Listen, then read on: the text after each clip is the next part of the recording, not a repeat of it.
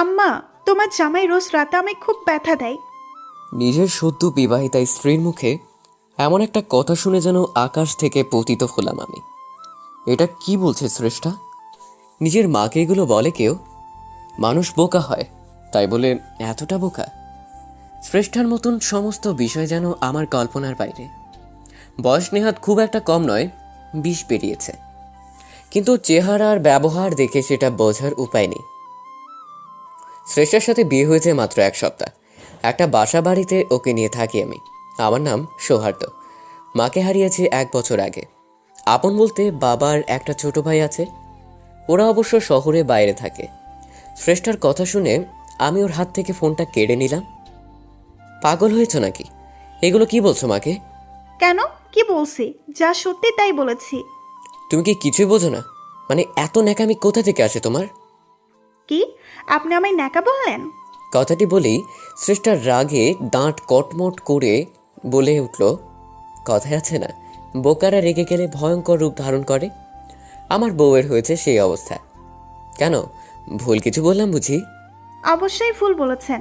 দেখো শ্রেষ্ঠা, তুমি তো জানো আমার সম্পর্কে স্বামী স্ত্রী হই। আমাদের ভেতরে যাই হোক না কেন, বিশেষ করে রাতে, সেগুলো একান্তই ব্যক্তিগত ব্যাপার। বাবা মাকে কি বলার আছে? বাহ, আপনি আমাকে ব্যথা দিবেন আর আমি কাউকে বলবো না? শ্রেষ্ঠাকে কি করে বুঝাই ও যেটা বলছে চূড়ান্ত মূর্খামি ছাড়া কিছুই নয়, কিন্তু সে বোঝবার পাত্রী নয়। খুব ভালো করেই জানি আমি ওকে অন্যভাবে শান্ত করতে হবে। আচ্ছা ঠিক আছে, আর ব্যথা দেব না, কথা দিলাম।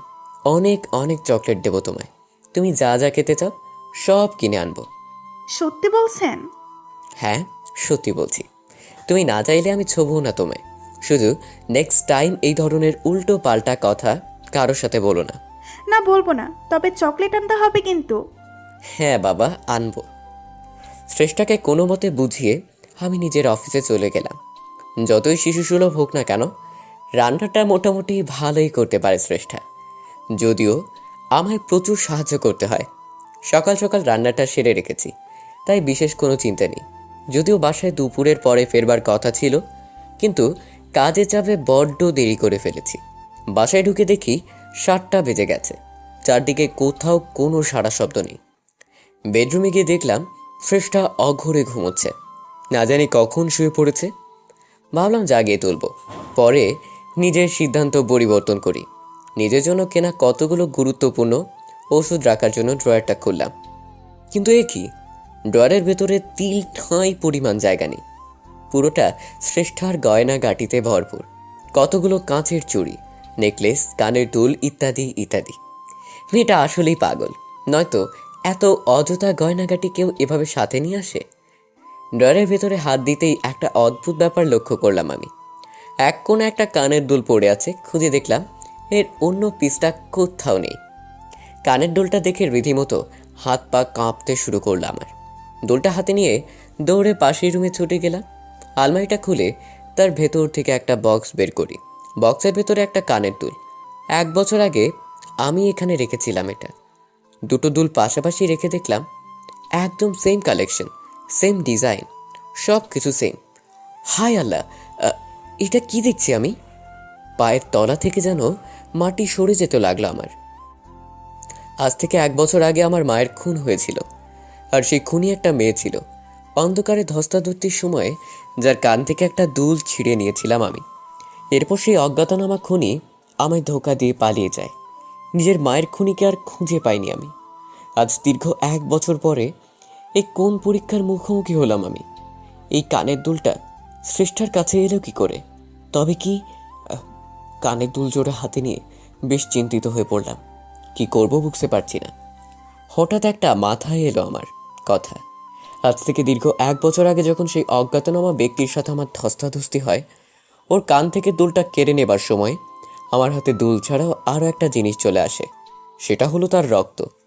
তার কানের কোনো অংশ ক্ষতিগ্রস্ত হয়ে গেছিল নিশ্চয়ই, আর রক্তের পরিমাণ এতটাই ছিল সেই দাগ এত তাড়াতাড়ি মুছে যাবার কথা নয়। শ্রেষ্ঠা যদি সেই ব্যক্তি হয়ে যায় আমি ভাবছি, তবে নিশ্চয়ই ওর কানে সেই দাগটা থাকার কথা। শ্রেষ্ঠার সাথে বিয়ে হয়েছে আমার 1 সপ্তাহ, কিন্তু সেইভাবে আমায় কখনো ওর কাছে ঘেঁষতে দিতে চায় না। তাই দাগটা থাকলেও চোখ এড়িয়ে গেছে হয়তো। না, আর সময় নষ্ট করা চলবে না। এক্ষুনি ওর কানের দাগটা পরখ করে দেখতে হবে। এই রহস্যের জট না খোলা পর্যন্ত শান্তি নেই আমার। এই ভেবে নিজের রুমের উদ্দেশ্যে পা বাড়ালাম। তার আগে কানের দুলজোড়া কাপড়ে পেঁচিয়ে যথাস্থানে রেখে দিই। বেডরুমে ঢুকে দেখি শ্রেষ্ঠা আপন মনে ঘুমের রাজ্যে বিচরণ করছে। কথায় আছে, ঘুমন্ত অবস্থায় মানুষকে দেখতে বেশি নিষ্পাপ লাগে। এই মুহূর্তে মনে হচ্ছে শ্রেষ্ঠার থেকে নিষ্পাপ মেয়ে এই পৃথিবীতে কোথাও দেখিনি আমি। ওর মুখের দিকে তাকালে একটা অন্যরকম মমত্ববোধ কাজ করে। আমি কি শুধুই সন্দেহ করছি ওর ওপর? শুধুমাত্র একটা কানের দুল কিছুতেই উপযুক্ত প্রমাণ হতে পারে না। যে স্ত্রী হিসেবে শ্রেষ্ঠার প্রতি আমার সন্দেহ আরও হয়তো অমূলক, কিন্তু আমার মনে দুশ্চিন্তা দূর না হওয়া পর্যন্ত যে শান্তি পাচ্ছি না আমি। শ্রেষ্ঠার প্রতি সন্দেহ হোক না হোক, নিজেকে অন্তত ভুল প্রমাণ করার জন্য আমাকে ওর কাছে যেতেই হবে। ওর কানের উপরে কোনো দাগ আছে কিনা আবিষ্কার করতে হবে আমায়। এই ভেবে আমি ধীরে ধীরে বিছানার উপরে উঠলাম। শ্রেষ্ঠার সামান্য শব্দে ঘুম ভেঙে যাবার অভ্যাস আছে, তাই যা করার ধীরে সন্তর্পণে করতে হবে। আরও ঘনিষ্ঠ হতেই হঠাৎ শ্রেষ্ঠার ঘুম ভেঙে গেল। আমি অমনি হকচকিয়ে উঠলাম। নিজেকে বড্ড অপ্রস্তুত মনে হচ্ছে। এতক্ষণে আমায় আদর করার সময় হলো? শ্রেষ্ঠা আমার সাথে সব সময় একটা দূরত্ব বজায় রেখে চলাফেরা করে ঠিক। আমি একটু ভয় ভয় পাই, কিন্তু একটা জিনিস আগেই লক্ষ্য করেছি, আমার আদর নেবার জন্য মরিয়া হয়ে ওঠে। আমার বাহ্যিক স্পর্শও বেশ উপভোগ করে। হয়তো শুধু শ্রেষ্ঠা নয়, সব মেয়েদের ক্ষেত্রে এমনটা ঘটে। এই মুহূর্তে শ্রেষ্ঠার সাথে সময় কাটানোর চেয়ে আগে নিজের মনের আশঙ্কা দূর করা অনেক বেশি জরুরি। শক্ত করে শ্রেষ্ঠাকে পেছন থেকে জড়িয়ে ধরলাম। ওর গালে একটা আলতো চুমু বসিয়ে দিলাম। মুহূর্তেই ওর শরীরটা আমার স্পর্শ পেয়ে মোচড় দিয়ে উঠল। নিজেকে আমার কাছে সমর্পণ করার জন্য আমার দিকে ফিরল শ্রেষ্ঠা। ঠিক তখন আমি সুযোগ বুঝে নিজের তীক্ষ্ণ দৃষ্টি ওর কানের উপরে নিবদ্ধ করি। মুহূর্তেই সারা শরীর ঝাঁকুনি দিয়ে উঠল আমার। একটা প্রচণ্ড শব্দে আটকে উঠলাম আমি। চোখের সামনে শ্রেষ্ঠার কানের কাটা দাগটা জল জল করছে। এতদিন তো খেয়ালই করতে পারিনি এটা। শ্রেষ্ঠাকে এক ঝটকায় ছেড়ে বিছানার উপর বসে পড়লাম। সারা শরীর ঘামতে শুরু করে আমার। এ কি, কি হলো আপনার? আপনি কি ভয় পেয়েছেন? আপনার কি শরীর খারাপ লাগছে? না, এটা হতে পারে না, এটা হতে পারে না কিছুতেই। আপনার হয়েছেটা কি? এমন কেন করছেন? কিছু হয়নি, কিছু হয়নি আমার। না, আপনার কিছু তো হয়েছে, এমন করছেন কেন? বললাম তো কিছু হয়নি। এক কথা বারবার কেন বলছো? আমাকে রেগে যেতে দেখে ভয় পেয়ে গেল শ্রেষ্ঠা। একদিকে আমার প্রতি উদ্বিগ্নতা, আবার আমাকে ভয় পাওয়া। অবুঝ শিশুসুলভ যার প্রত্যেকটা আচরণ, এই শ্রেষ্ঠাকে দেখে আমার আরও বেশি ভয় হতে লাগলো। আমি চোখের সামনে যে শ্রেষ্ঠাকে দেখতে পাচ্ছি, সেদিন মা খুন হওয়ার রাতে কি হয়েছিল, কিন্তু সেটা কি করে সম্ভব? শ্রেষ্ঠা কি সত্যি এমন, নাকি এটা ওর একটা মুখোশ? এতটা ছলনা, কপটতা, মিথ্যাচার কেউ কি করে করতে পারে? নিজের মনের দুশ্চিন্তা দূর করতে গিয়ে সেটাকে যেন নিজেকে অজান্তেই লক্ষ কোটি গুণে বাড়িয়ে দিয়েছে আমি। এ কোন গোলক ধাঁধায় পড়ে গেলাম আমি? কি করে বের হব এই গোলক ধাঁধা থেকে? আবার নিজেরও জানা নেই। পাশ ফিরে দেখি শ্রেষ্ঠা আবার শুয়ে ঘুমিয়ে পড়েছে। ভাবলাম একবার আব্বার কাছে ফোন দিব, কিন্তু পরে কিছু একটা ভেবে শুয়ে পড়লাম। যদিও রাতে ঘুম আসবে কিনা জানি না, ভালোই ভালোই সকালটা হোক। সকালে শ্রেষ্ঠার ডাকে ঘুম ভাঙল। আমার জন্য হাত পুড়িয়ে রান্না করেছ, যদিও এখন জানি কেন ওকে আর নিজের বোন থেকে মেনে নিতে পারছি না। মাঝে মধ্যেই ভয় করে ওর দিকে তাকাতে। যাই হোক, খেয়ে দিয়ে অফিসের উদ্দেশ্যে বের হলাম। অফিসে একটা জরুরি মিটিং আছে, আজকে ফিরতে হয়তো রাত হবে। যাওয়ার আগে সেটা শ্রেষ্ঠাকে জানিয়ে গেলাম। অফিস থেকে বের হতে হতে রাত 8টা বাজলো। দুপুরে একবার মাত্র কথা হয়েছিল শ্রেষ্ঠার সাথে, আর একবার আব্বার সাথে। ড্রাইভ করে বাসার উদ্দেশ্যে রওনা দিলাম। রাস্তায় খুব একটা জ্যাম নেই আজ, তাই নির্বিঘ্নে যেতে পারছি। তাছাড়া আবহাওয়াটা খুব একটা ভালো নয়, যে কোনো সময় বৃষ্টি আসবে মনে হচ্ছে। হঠাৎ আমাকে চমকে দিয়ে একটা মহিলা আমার গাড়ির সামনে এসে পড়ল। ভাগ্যিস দেখে ফেলেছিলাম, একটু জন্য দুর্ঘটনা ঘটে যায়নি। মহিলাটা গাড়ির সামনে ঠাঁই দাঁড়িয়ে আছে, নড়ছেও না সরছেও না। হর্ন দিচ্ছি, তারপরেও কাজ হলো না। মহিলার এই অপ্রত্যাশিত আচরণে আরও মেজাজ বিগড়ে গেল আমার। গাড়ি থেকে নেমে পড়ি। হ্যাঁ ইয়ো, প্রবলেমটা কি শুনি? কানে শুনে পান্তা নাকি? মহিলা নিজের মুখটা একটা ওড়না দিয়ে ঢেকে রেখেছে, তাই চেহারা বোঝা যাচ্ছে না। কি আজব, শুনতে পাচ্ছে না নাকি? কোনো উত্তর আসলো না। এ তো মহা মুশকিল। আচ্ছা, কে আপনি বলুন তো? কিছু তো বলুন। ভদ্রমহিলা আবারও নির্বাক। আপনি কি আমার কথা শুনতে পারছেন না নাকি? আশ্চর্য। আমি ভদ্রমহিলার কাছে দিতেই সে যেন ভয় পেয়ে দৌড় দিল। অমনি তার ওড়নাটা মুখ থেকে খুলে যায়। মুহূর্তেই অবাক হয়ে গেলাম আমি। শুধু অবাক নয়, অনেকটাই ভরকে গেলাম। এ তো শ্রেষ্ঠা। সে কারণেই হয়তো একটু পরিচিত লাগছিল। কিন্তু শ্রেষ্ঠাই রাতের বেলা এভাবে কোথায় যাচ্ছে? এরকম সালোয়ার কামিজ পরে, তাও নিজের চেহারা লুকিয়ে। আমি শ্রেষ্ঠার দিকে ছুটে যেতেই ও দ্রুত একটা ক্যাবে উঠে পড়ল। তারপর বিপরীত দিকে, অর্থাৎ আমার অফিসের দিকে চলে যায়। চোখের সামনে কি ঘটল কিছুই বুঝতে পারছি না। শ্রেষ্ঠা এইভাবে রাতের বেলা কোথায় যাচ্ছে? আর ও আমাকে দেখে পালিয়ে গেল কেন? শ্রেষ্ঠা কোথায় গিয়েছে আমি জানি না, কিন্তু আমি আজ বাসায় গিয়ে বসে থাকবো। ফিরতে তো হবেই ওকে। তারপর দেখি কি উত্তর দেয় ও আমায়। বেশ, এরকম বেকায়দায় ফেলা যাবে আজ শ্রেষ্ঠাকে। এভাবেই দ্রুত ড্রাইভ করে নিজের বাসায় পৌঁছলাম। মেইন গেট পেরিয়ে দরজার সামনে আসতেই দেখতে পাই ভেতর থেকে দরজা লক করা। নিশ্চয়ই আব্বার ছোট ভাই এসেছে গ্রাম থেকে। ওদের আজকে আসার কথা ছিল। ঈষৎ উৎসুক মনে কলিং বেল প্রেস করতে লাগলাম। একটু পরে ভেতর থেকে দরজাটা খুলতে লাগলো। দেখতে পাচ্ছি আমার সমস্ত ধারণাকে ভুল প্রমাণিত করে শ্রেষ্ঠার সামনে দাঁড়িয়ে আছে। নতুন শাড়ি আর গয়নাগাটি পরে দাঁড়িয়ে আছে ও। আমায় দেখে একটা অদ্ভুত হাসি দিল। তুমি এসে গেছো? তাড়াতাড়ি ভেতরে এসে রেডি হও। শ্রেষ্ঠাকে এই সময় বাড়িতে, তারপর এই বেশে দেখে যেন মাথায় বজ্রপাত হলো আমার। মনে হচ্ছে দাঁড়িয়ে দাঁড়িয়ে স্বপ্ন দেখছি আমি। এটা যদি শ্রেষ্ঠা হয়ে থাকে, তাহলে রাস্তায় কাকে দেখলাম আমি? শ্রেষ্ঠাকে এই সময় বাড়িতে, তার উপর এই বেশে দেখে যেন মাথায় বজ্রপাত হলো আমার।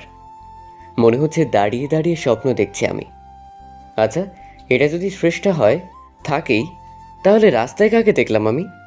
শ্রেষ্ঠাকে এই সময় বাড়িতে দেখে আমি বলে উঠলাম, এ কি, তুমি এখানে? তুমি কি করছো এখানে? আমি এখানে মানে? আপনি কি বলছেন এসব? আমি আমার বাড়িতে থাকবো না তো কোথায় থাকবো? না, এই সম্ভব নয়, কিছুতেই সম্ভব নয় এটা। কি সম্ভব নয়? দেখুন, আপনি কি বলছেন কিছুই বুঝতে পারছি না আমি। তার মানে তুমি কোথাও যাওনি? না। কিন্তু আমি যে তোমায় এইমাত্র, বলেই থেমে গেলাম আমি। না, থাক, আর কিছু বলা যাবে না এই মুহূর্তে। শ্রেষ্ঠ নিজেও অবাক হয়ে যাচ্ছে আমাকে বিচলিত অবস্থায় দেখে। আচ্ছা, আপনার কি কিছু হয়েছে? এমন করছেন কেন? না, আমি ঠিক আছি, আমার কথা ছাড়ো। কিন্তু তুমি এভাবে সেজেগুজে কোথায় যাচ্ছ? আর কোথায় যাব? আজ রাতে ভাবলাম আপনার সাথে একটু বেরোবো, কিন্তু এখন আপনাকে যেরকম দেখছি, না থাক, আরেকদিন যাব। শ্রেষ্ঠার সাথে কথা বলতে বলতেই বাসার ভেতরে ঢুকলাম আমি।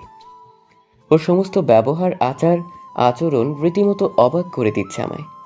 রাস্তায় যে মেয়েটার সাথে দেখা হলো তার কথা মাথা থেকে সরাতে পারছি না কিছুতেই। মেয়েটা এভাবে আমার সামনে কেন এসে পড়লো? কি উদ্দেশ্য ছিল ওর? কিছুই জানি না আমি। শুধু এইটুকু জানি, আমার রহস্যের জট খুলতে তাকে ভীষণ দরকার আমার। ড্রয়িং রুমের সোফায় বসে বসে কথাগুলো ভাবছিলাম। হঠাৎ একটা চায়ের কাপ এগিয়ে আসলো আমার দিকে। আমি এলাচ দেওয়া চা পছন্দ করি। শ্রেষ্ঠা তাই এলাচ চা তৈরি করে এনেছে আমার জন্য। ও আবার দুধ চা ছাড়া কোনো চা খায় না। আমার সামনে অন্য একটা সোফায় বসে চায়ের কাপটা মুখে নিল শ্রেষ্ঠা। ঠিক তখন আমি একটা প্রশ্ন ছুড়ে দেই ওর দিকে। আচ্ছা, আমার একটা প্রশ্নের উত্তর দেবে শ্রেষ্ঠা? হ্যাঁ, বলুন। তুমি কিছু মনে করবে না তো? না, মনে করব না। আচ্ছা, তোমার কানের উপরে ওই কাটার দাগটা কিসের? আমার কথাটা শোনা মাত্রই যেন অপ্রস্তুত হয়ে পড়ল শ্রেষ্ঠা। চা আটকে যায় ওর গলায়, কেশে পুরো একাকার করে ফেলছে। আমি চায়ের কাপটা রেখে ছুটে ওর কাছে গেলাম। এ কি, কি হলো তোমার? আমি স্পষ্ট দেখতে পাচ্ছি শ্রেষ্ঠা আমার করা প্রশ্নে ভয় পেয়ে গিয়েছে। কোনোভাবে সেটা এড়িয়ে যেতে চাইছে ও। এক গ্লাস জল দিয়ে ওর কাশিটা থামালাম। এখন অনেকটাই স্বাভাবিক লাগছে, কিন্তু আমিও ছেড়ে দেবার পাত্র নই। ওর সামনে আবারও সেই প্রশ্নের পুনরাবৃত্তি করি, কি হলো? বলে না তো দাগটা কি করে এলো? আমি জানি না, কিচ্ছু জানি না আমি। জানো না? জানো না মানে কি? না মানে মনে নেই আমার। কি বলো? তুমি এত বড় একটা আঘাত পেলে আর সেটা তোমার কি না মনে নেই? অদ্ভুত। বললাম না মনে নেই, তারপরেও কেন একই প্রশ্ন করছেন? রেগে গিয়ে শ্রেষ্ঠা উঠে উপরে রুমের দিকে চলে যায়। আমিও চলে যাবার দিকে তাকিয়ে আছি। কি আশ্চর্য, একটা সামান্য প্রশ্ন করাতে এভাবে রিয়েক্ট কেন করলো জানি না। ও নিশ্চয়ই কিছু একটা লুকোচ্ছে আমার থেকে, যা আমি জানি না। হঠাৎ ফোনটা বেজে উঠল। ভাবনার জগৎ থেকে বেরিয়ে আসি আমি। স্ক্রিনের দিকে তাকাতেই দেখি বাবার ফোন কল। হ্যালো, কেমন আছো বাবা? আমি তো ভালোই আছি। তোরা কেমন আছিস বল? হ্যাঁ, আমরা সবাই ভালো আছি। আচ্ছা, মিছিল কেমন আছে? ও ভালো আছে। শোন, একটা কথা। হ্যাঁ বলো। আমরা কাল শহরে আসছি, আমার সাথে মিছিলও আসবে। তোদের কোনো সমস্যা হবে না তো? সমস্যা হবে মানে? কি যে বলো না। তুমি যখন খুশি যাকে খুশি নিয়ে এসো আমার বাসায়। আচ্ছা, ঠিক আছে। আর তুই কিছু মনে করিস না, ওটা তো এমনি মজা করে বললাম। হুম, তোমরা যত দ্রুত সম্ভব চলে আসো, তোমাদের পেলে শ্রেষ্ঠাও খুশি হবে। তারপর আরও কিছুক্ষণ বাবার সাথে কথা বলে ফোন রেখে দিলাম। বাবার সাথে কথা বলে বেশ ভালোই লাগলো। বাবার ভাই আসছে অনেক দিন পরে। অবশ্য বিয়েটা আমাদের গ্রামের বাড়িতেই বসেই হয়েছিল। আমাদের বাসায় প্রথম আসছে ওরা। এটা ভেবেই বেশি খুশি লাগছে। কিন্তু সমস্ত ভালো লাগার ভেতরেও যখন শ্রেষ্ঠার রাস্তায় দেখা সেই মহিলার কথা মনে পড়ে, সকল আনন্দ ভালো লাগা নিমিষে বিষাদ আর দুশ্চিন্তায় পরিণত হয়। আমি নিজেও জানি না এই ভয়ঙ্কর দুশ্চিন্তা থেকে কবে বের হতে পারবো। তবে যত দ্রুত সম্ভব আমাকে এই দুশ্চিন্তা থেকে বের হতেই হবে। কোনো মানুষের পক্ষে এত টেনশন বয়ে বেড়ানো সম্ভব নয়, বিশেষ করে আমার পক্ষে তো নয়। পরের দিন বিকেলবেলায় বাসায় বাবার ছোট ভাই চলে আসে। ওরা আসাতেই শ্রেষ্ঠাও বেশ আনন্দিত। আমারও ওদের পেয়ে কিছুটা হলেও দুশ্চিন্তার রাশটা লাঘব হলো। অবশ্য আমি বাবার সাথে শ্রেষ্ঠার সেই মহিলার বিষয়ে আলোচনা করি। বাবা শুনে আমায় ধৈর্য ধরার পরামর্শ দিলেন। তবে উনি নিজেও খানিকটা চিন্তিত হয়ে পড়েন এই নিয়ে। এরপর যখন সন্ধ্যা হয়ে প্রায় 7টা, ছাদে একা একা পায়চারি করছি আমি। একটা অপরিচিত নাম্বার থেকে ফোন আসলো আমার কাছে। আমি রিসিভ করতেই একটা মহিলা কণ্ঠস্বর ভেসে আসলো ওপাশ থেকে। আপনি মিস্টার সৌহার্দ্র জামান? হ্যাঁ, আমি সৌহার্দ্য, বলুন। আপনার জন্য একটা খাস খবর আছে। খবর? কিসের খবর? আর আপনি কে? আমার পরিচয় পরে দিচ্ছি, আগে একটা লোকেশন দিচ্ছি, ওখানে চলে আসুন। লোকেশন? কিসের লোকেশন? আজ থেকে 1 বছর আগে আপনার মা মারা গিয়েছিল না? মানে আপনারা যতদূর জানেন। হ্যাঁ, খুনি মাকে মেরে লাশটা নদীতে ফেলে দেওয়া দিয়েছিল। তারপর এক পর্যায়ে পুলিশ তাকে আর খুঁজে না পেয়ে মৃত ঘোষণা করে দেয়। কিন্তু কি হয়েছে বলুন তো? ঠিক, আপনার মাকে নদীতে ফেলে দেওয়া হয়েছিল, কিন্তু উনি সেদিন মারা যাননি, উনি এখনো বেঁচে আছেন। হোয়াট? কি বলছেন আপনি এটা? মহিলার কথা কিছুতেই নিজের কানকে যেন বিশ্বাস করতে পারছি না আমি। দেখুন, দীর্ঘ 1 বছর পরে কোমা থেকে ফিরলেন উনি। তারপর ওনার মুখ থেকে আপনাদের বিষয়ে বিস্তারিত জানতে পেলাম। আর হ্যাঁ, উনি এটাও জানেন কে তাকে খুন করার চেষ্টা করেছিল এবং কেন। সবটা মনে করতে পেরেছেন উনি। মহিলার কথা শুনে যেন হাত থেকে ফোনটা মেঝেতে পড়ে গেল আমার। যেন একটা প্রচণ্ড ঝাঁকুনি দিয়ে উঠল শরীরটা। মা কি সত্যি বেঁচে আছে? আর সেটা কিনা এতগুলো দিন পরে জানতে পারছি আমি। নাকি আমাকে ফাঁদে ফেলার ষড়যন্ত্র করছে কেউ? এই মুহূর্তে কি করা উচিত আমার? না, এ বিষয়ে আগে বাবার সাথে কথা বলতে হবে, তারপর যা করার করব। ফোনটা রেখে ড্রয়িং রুমের দিকে ছুটে গেলাম আমি। আমার মুখ থেকে সবটা শুনে অবাক হয়ে গেল বাবা। কি বলিস কি? তোর মা বেঁচে আছে? কিন্তু কি করে সম্ভব হলো সেটা? হ্যাঁ বাবা, আমি তো অবাক হলাম এটা শুনে। প্রথমে তো বিশ্বাসই করতে পারিনি। আচ্ছা, ফোন যে করেছিল তার কোনো পরিচয় জানতে পেরেছিস কি? না, উনি তো নিজের বিষয়ে কিছুই বললেন না আমায়। কিন্তু জায়গাটা কোথায়, কোন জায়গা থেকে ফোন কলটা এসেছিল? উনি লোকেশনটা পাঠিয়ে দিয়েছেন আমায়। খুব একটা দূরেও নয় এখান থেকে। এই ধরো যেতে 1 ঘন্টা মতো সময় লাগবে। আমাদের কি পুলিশের সাথে এই বিষয়ে আলোচনা করা উচিত? আমিও একই কথা ভাবছি। আমরা পুলিশকে বরং আগে জানাই। একটা উড়ো কলের উপর পুরোপুরি বিশ্বাস করা ঠিক হবে না। একদম ঠিক বলেছিস, কিন্তু আমার কি মনে হয় জানিস? কি বলো? আমার মনে হয় কেউ মিথ্যে বলছে না আমাদের। আর দেখ, তোর মাকে নিয়ে কেউ কেন এমন একটা মিথ্যাচার কেন করবে আমাদের সাথে? কি লাভ তাদের? সেটাও ঠিক। তাহলে কি করা উচিত আমাদের? চল আমরা বরং বেরিয়ে পড়ি। সেই রকম পরিস্থিতি হলে আমরা ওইখান থেকেই পুলিশকে ইনফর্ম করতে পারবো। তাহলে এখন কাউকে কিছু জানাবো না? না থাক। ঠিক আছে, তুমি যেটা ভালো মনে করো। বাবার সাথে কথা সেরে নিজের রুমের দিকে পা বাড়ালাম। ঠিক তখন দেখতে পাই শ্রেষ্ঠা দাঁড়িয়ে আছে আমার সামনে। তার মানে ও দাঁড়িয়ে দাঁড়িয়ে সবটা শুনেছিল এতক্ষণ। এ কি, তুমি এখানে? আপনারা কি আলোচনা করছিলেন দুইজন মিলে? কেন, তুমি কিছু শুনতে পাওনি? না, আমি তো এইমাত্র এলাম। আমাদের মা, সবার জানা মতে 1 বছর আগে যার খুন হয়েছিল, আজকে হঠাৎ করে কেউ ফোন করে আমাদের ইনফর্ম করলো মা মারা যায়নি, এখনো বেঁচে আছে সে। কি বলেছেন আপনি এটা? তবে এতগুলো দিন কোথায় ছিলেন উনি? আমি লক্ষ্য করছি শ্রেষ্ঠার মুখমণ্ডল জুড়ে ভয়ের ছাপ স্পষ্ট। এমন মনে হচ্ছে মা ফিরে আসার খবর শুনে ভয় পেয়ে গিয়েছে ও। এতগুলো দিন মা কোমায় ছিল, আজকেই জ্ঞান ফিরেছে তার। তো এখন কি করবেন আপনি? কি আর করব, আমি আর বাবা মায়ের কাছেই যাচ্ছি তাকে ফিরিয়ে আনতে। না, যাবেন না, যাবেন না আপনি। যাব না? কিন্তু কেন? আর তুমি আমাকে নিষেধ করছো কেন, সেটাই তো বুঝতে পারছি না। না, কিছু না। ভারী অদ্ভুত তুমি। এতদিন বাদে মাকে ফিরে পেয়েছি আমরা, সেটা জেনেও কিনা হাত পা গুটে ঘরে বসে থাকবো? এটা হয় কখনো? শ্রেষ্ঠার কিছু না বলে বেরিয়ে গেল। আমি অবাক হচ্ছি ওর এই আচরণে। এমন মনে হচ্ছে শ্রেষ্ঠা কিছুতেই চাইছে না মা বাড়িতে ফিরে আসুক। একটা ভয় বাসা বেঁধে আছে ওর মনে।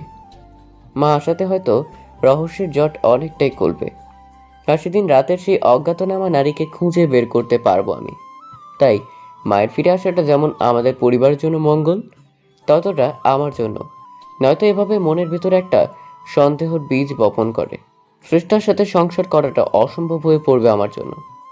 রাত 8টার দিকে আমি আর বাবা বেরিয়ে পড়লাম। ওই মহিলা যে লোকেশনের কথা বলছে, কাজের সূত্রে কয়েকবার সেখানে যাওয়া হয়েছে আমার, তাই পথ চিনতে খুব একটা অসুবিধা হলো না। রাস্তায় জ্যাম থাকার কারণে আমাদের গন্তব্য পৌঁছতে একটু দেরি হলো। এই তো এই জায়গাটা, এখান থেকে ভেতরে যেতে হবে আমাদের। আচ্ছা, একটা কাজ কর, তুই ভিতরে গিয়ে আমাকে ফোন করে কনফার্ম কর। যদি উল্টো পাল্টা কিছু দেখিস তবেই জানাবি, আমি পুলিশকে কনফার্ম করব। কিন্তু বাবা, আমরা তো এখনো জানাতে পারিনি পুলিশকে। দেখ সৌহার্দ্য, তোর মা এতদিন পরে সুস্থ হয়ে ফিরেছে। আমি চাই না পুলিশ তাকে নিয়ে টানাটানি শুরু করুক, সেটা ওর জন্য ভালো হবে না। আচ্ছা, বুঝতে পেরেছি। আমি তাহলে ভেতরেই যাচ্ছি। বাবাকে রেখে ভেতরের দিকে পা বাড়ালাম আমি। একটা পুরনো গোডাউনের ভেতরে ঢুকলাম আমি। কিন্তু মা এটার ভিতরে কেন? মাথায় ঢুকছে না আমার। হিসাব অনুসারে তার হাসপাতালে থাকার কথা। না জানি ওই মহিলা ঠিক কি চাইছে। আমি ধীরে ধীরে পা বাড়াতে লাগলাম। বেশ শুনশান একটা জায়গা, একটু ভয় ভয় লাগছে। মাঝে মাঝে এমন মনে হচ্ছে কেউ একটা ফলো করছে আমার পেছন থেকে, কিন্তু পেছন করতে কেবল অন্ধকার আর শূন্যতা ছাড়া কিছুই দেখতে পেলাম না।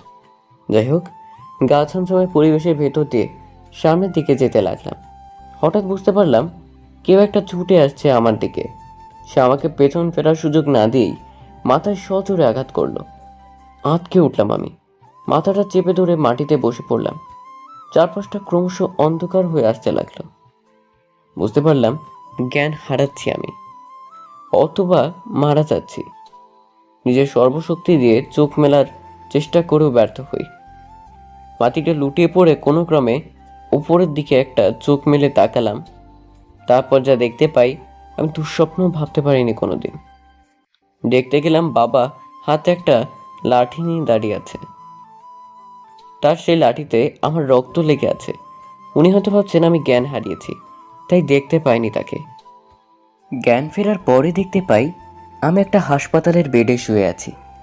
মাথায় একটা মোটা ব্যান্ডেজ করা, ভেতরে প্রচুর যন্ত্রণা হচ্ছে। আমার জ্ঞান ফিরতে দেখে নার্স বাইরে ছুটে গেলেন। তার একটু পরে বাবা ভাই আর শ্রেষ্ঠা তড়ি ঘড়ি করে ভেতরে প্রবেশ করলো। শ্রেষ্ঠা আর মিছিল আমাকে এই অবস্থায় দেখে রীতিমতো কান্না শুরু করে দিল। বাবা তাদের শান্ত করে এগিয়ে আসলেন আমার দিকে। সৃষ্টিকর্তার কাছে অসংখ্য শুক্রিয়া, তিনি বাঁচিয়ে দিয়েছেন তোকে। বাবার মুখের দিকে হাঁ করে তাকিয়ে আছে আমি। কি হচ্ছে এসব আমার সাথে? মনে হচ্ছে আমি আর বাস্তবে নেই, ভিন্ন একটা অভিনয় চলে এসেছি। নিজের চোখে বাবাকে আঘাত করতে দেখেছি আমাকে, সেটা তো আর মিথ্যে নয়। আমি নিশ্চিত বাবা ভুলেও ভাবতে পারছে না আমি দেখে ফেলেছিলাম তাকে। কিন্তু আমাকে আঘাত করে আবার হাসপাতালে ভর্তি করে সুস্থ করে তোলার অর্থ কি? না, এবার দেখছি টেনশনে মাথা ছিঁড়ে যাবার উপক্রম আমার। একটু পরেই ভেতরে একটা লোক এসে ঢুকলো, সাথে একজন পুলিশ। পুলিশ আমাকে উদ্দেশ্য করে বলতে লাগলেন, উনি গোডওয়ানের দারোয়ান। গতকাল রাতে উনি যথাসময়ে না আসলে হয়তো বাঁচানো যেত না আপনাকে। উনি আমায় বাঁচিয়েছেন মানে? বুঝলাম না আমি। কেন বাবু, আমি যখন নিজের স্ত্রীর সাথে ফোনে কথা বলতে বলতে বাইরে বের হচ্ছিলাম, তখন হঠাৎ কাউকে গোডাউন থেকে ছুটিয়ে পালিয়ে যেতে দেখলাম। হয়তো আপনাকে দেখে ফেলেছিলেন উনি। তারপর একটু এগিয়ে যেতেই আপনার সেন্সলেস বডি দেখতে পাই। ততক্ষণে লোকটা পালিয়ে যায়, কিন্তু আপনার কথা ভেবে আমি আর পিছু নিলাম না তার। দারোয়ানের কথা শুনে আরো ভয় হতে লাগলো আমার। তার মানে বাবা ইচ্ছে করে বাঁচায়নি আমায়, আমায় খুন করার উদ্দেশ্য ছিল তার। হ্যাঁ, সৃষ্টিকর্তা, এ কোন কঠিন পরিস্থিতির মুখে দাঁড় করালে আমায় তুমি? আমার নিজের বাবা খুন করতে চাইছে আমায়। আমি কি এমন ক্ষতি করেছি তার? বাবা কেন এটা করলো আমার সাথে? তার মানে মায়ের ফিরে আসা, ফোন কল, এসব কিছু বাবার ষড়যন্ত্র ছিল। কিন্তু বাবার এসব করে কি লাভ? কেন সেসব করছে? একটু পরে পুলিশ আর সেই দারোয়ান বেরিয়ে গেল। বাবা আবারও আমার সাথে কথা বলা শুরু করলো। এখন কেমন লাগছে বাবা? শরীরটা ভালো লাগছে তো? এই মুহূর্তে বাবার সাথে কথা বলতেও ঘৃণা হচ্ছে আমার। ভাবতে অবাক লাগছে, ইনি আমার নিজের বাবা, যাকে আমি এতটা সম্মান করি, ভালোবাসি, সে কিনা আমার বিরুদ্ধে এত বড় ষড়যন্ত্র চালাচ্ছে, তাও পেছন থেকে। কিন্তু এই মুহূর্তে কিছুতেই বুঝতে দিলে চলবে না তাকে আমি তার চালাকি ধরতে পেরেছি। যাই হোক, এখন কিছু না জানার ভান করেই থাকতে হবে, নয়তো সত্যটা পর্যন্ত পৌঁছতে পারবো না কোনোদিনও। পুলিশের ডাকে বাবা কেবিনের বাইরে বেরিয়ে গেলেন। ভেতরে মিছিল আর শ্রেষ্ঠা এসে আমার পাশে বসলো, আর মিছিল দাঁড়িয়ে আছে। আমি যেতে বারণ করেছিলাম আপনাকে, তারপরেও কেন গেলেন? আমি তো কেবল আমার মাকে উদ্ধার করতে গিয়েছিলাম। আচ্ছা, আপনিই বলুন, মৃত মানুষ ফিরে আসে কখনো? আমার তো শুনেই সন্দেহ হয়েছিল কেউ ফাঁসাতে চাইছে আপনাকে, তাই তখন বারণ করি, কিন্তু আপনি যে আমার কোনো কথা কানে নিলেন না। শ্রেষ্ঠার কথাগুলো সত্যি ভীষণ যৌক্তিক। আমি নিজেও এতটা ডিপলি ভাবিনি, কিন্তু শ্রেষ্ঠাও তো আমার সন্দেহের তালিকার বাইরে নয়। বাবার বিরুদ্ধে প্রমাণ আমি নিজেই, কিন্তু শ্রেষ্ঠা, ওর আসল রূপ কি করে সামনে আনবো আমি? ও কি সত্যি আমার ভালো চায়, নাকি এটা ওর একটা মুখোশ, ঠিক বাবার মতো? এই পৃথিবীতে আমিই বোধহয় একমাত্র হতভাগ্য মানুষ যাকে কিনা তার জন্মদাতা পিতা খুন করতে চাইছে, যাকে কিনা নিজের স্ত্রীকে প্রতিক্ষণ আর প্রতি মুহূর্তে সন্দেহের চোখে দেখতে হচ্ছে। এই যন্ত্রণাদায়ক জীবনের থেকে মৃত্যু অনেক অনেক শ্রেয়। কিন্তু মায়ের খুনির পরিচয় না জেনে আমার বাবা কেন খুন করতে চাইছে আমায়, এটা না জেনে মরেও শান্তি পাবো না আমি। তাই আমাকে যে করেই হোক সমস্ত প্রতিকূলতার সম্মুখীন হতে হবে। এর থেকে পালিয়ে বাঁচার কোনো রাস্তা নেই আমার। কি হলো? কি ভাবছেন এত? না, কিছু না। ডাক্তার বলেছে কাল সকালে রিলিজ দেওয়া হবে আপনাকে, ততক্ষণ এই হাসপাতালেই থাকতে হবে। ও, তা তুমি কি সিদ্ধান্ত নিলে? কি সিদ্ধান্ত? এখানে থাকবে নাকি বাসায় যাবে? বারে, আপনি অসুস্থ হয়ে হাসপাতালে পড়ে আছেন, আর আমি কিনা আপনার স্ত্রী হয়ে বাড়ি গিয়ে আরাম করব? এটা হতে পারে? তুমি তো বড়দের মতো কথা বলা শিখে গেছো দেখি। শ্রেষ্ঠা আমার কথার প্রত্যুত্তরে একটা লজ্জা মিশ্রিত হাসি দিল, আর কিছুই বলল না। সারা দিন কেটে গেল। শ্রেষ্ঠা আমার কথায় সন্ধ্যার পরে মিছিলকে নিয়ে বাসায় চলে গেছে। বাবার কথা জানি না, আজকে একটু তাড়াতাড়ি আমি মেডিসিন নিয়ে ঘুমিয়ে পড়ি। রাতের বেলা হঠাৎ একটা শব্দে ঘুম ভেঙে গেল আমার। ঘুম কাতুরে চোখে দেখতে পাই কেউ একটা আমার কেবিন থেকে বেরিয়ে গেল। মাথার ব্যথা অনেকটা কমেছে আমার। আর কিছু না ভেবে উঠে পড়লাম আমি। তারপর তার পিছু নেই। একটা মেয়ে বোঝাই যাচ্ছে, পুরো সেদিনের রাস্তায় দেখা সেই মেয়েটার মতো বেশভূষা, যাকে দেখতে কিনা হুবহু শ্রেষ্ঠার মতো। এমনকি আমি এটাও জানি না ওটাই শ্রেষ্ঠা কিনা। যাই হোক না কেন, আজ আর ওকে ছেড়ে দিলে চলবে না। এত রাতে লুকিয়ে লুকিয়ে আমার কাছে কি এমন কাজ ওর, সেটা ওর মুখ থেকে বের করতে হবে। তাছাড়া ওকে ধরতে পারলে ওই শ্রেষ্ঠা কিনা সেটাও জানতে পারবো আমি। মেয়েটা আমার থেকে মাত্র কয়েক গজ দূরে। হাসপাতালে পিন পতন নীরবতা বিরাজ করছে, আর আমি সমস্ত নীরবতা ভেঙে অজ্ঞাতনামা মেয়েটার পিছু নিলাম। এক পর্যায়ে হাসপাতালের বাইরে বেরিয়ে পড়ে সে। তারপর রাস্তা ধরে এগিয়ে যায়। আমিও আপ্রাণ চেষ্টা করছি তাকে পাকড়াও করবার। তাড়াহুড়োতে ঘড়ি দেখা হয়নি, তবে রাত 1:30 কি 2টো বেজেছে এইটুকু আন্দাজ করতে পারছি। লোকজন তো দূর রাস্তায় কোনো প্রকার যানবাহন পর্যন্ত চোখে পড়ছে না। চারদিকে কেবল শূন্যতা আর শূন্যতা। মেয়েটা ছুটতে ছুটতে এক পর্যায়ে হোঁচট খেয়ে পড়ল। সৃষ্টিকর্তা যেন আজ একটু বেশি সহায় আমার। তা না হলে এর থেকে বড় সুযোগ আর কি হতে পারে। সর্বশক্তি দিয়ে ছুটে যাই আমি। সে উঠে পা বাড়াতে না বাড়াতে হাতটা খপ করে ধরে ফেললাম আমি। তারপর ওর মুখ থেকে ওড়নার পর্দাটা সরিয়ে নিলাম। যা অনুমান করেছিলাম তাই। রাস্তায় দেখাও সেই মেয়েটা। নিজের সামনে যেন শ্রেষ্ঠাকেই দেখেছি আমি। মেয়েটা নিজেকে ছাড়িয়ে পালিয়ে যেতে চাইছে, কিন্তু আমার হাত থেকে নিজেকে মুক্ত করা যে এত সহজ নয় তার জন্য। কোথায় পালাচ্ছ? তোমার সব খেলা শেষ, ধরে ফেলেছি তোমায় আমি। তাকে উদ্দেশ্য করে বলে উঠলাম আমি। ছাড়ুন আমায় বলছি, ভালো হচ্ছে না একদম। ভালো হচ্ছে না মানে? রাতের বেলা একটা অপরিচিত মানুষের কাছে লুকিয়ে লুকিয়ে যাওয়াটা কি খুব কাজ মনে হয় তোমার কাছে? আমায় ছেড়ে দিন, দয়া করে ছাড়ুন আমায়। ছাড়বো না। আজ তো কিছুতেই ছাড়ছি না তোমায়। সেদিন তো পালিয়ে বেঁচেছিলে, আজ কে বাঁচাবে তোমায়? আপনার কোনো ধারণাও নেই আমার সম্পর্কে। জানেন কি করতে পারি আমি? কে তুমি? কেন আমার সাথে লুকোচুরি খেলা খেলছো? কি চাও তুমি? জানতে চান কি চাই আমি? হ্যাঁ, জানতে চাই। আর জানতে চাই বলেই ছুটে এলাম আমি। ঠিক আছে, আমি বলবো, তার আগে হাতটা ছাড়ুন। আর তুমি ছুটে পালাও, তাই না? তোমার বুদ্ধির জবাব নেই সত্যি। না, আমি পালাবো না। যদি জানার এতই ইচ্ছা থাকে একবার হাতটা ছেড়ে দেখুন। একদম চালাকি করার চেষ্টা করো না। না, করবো না চালাকি। অগত্যা মেয়েটার হাতটা ছেড়ে দিলাম আমি।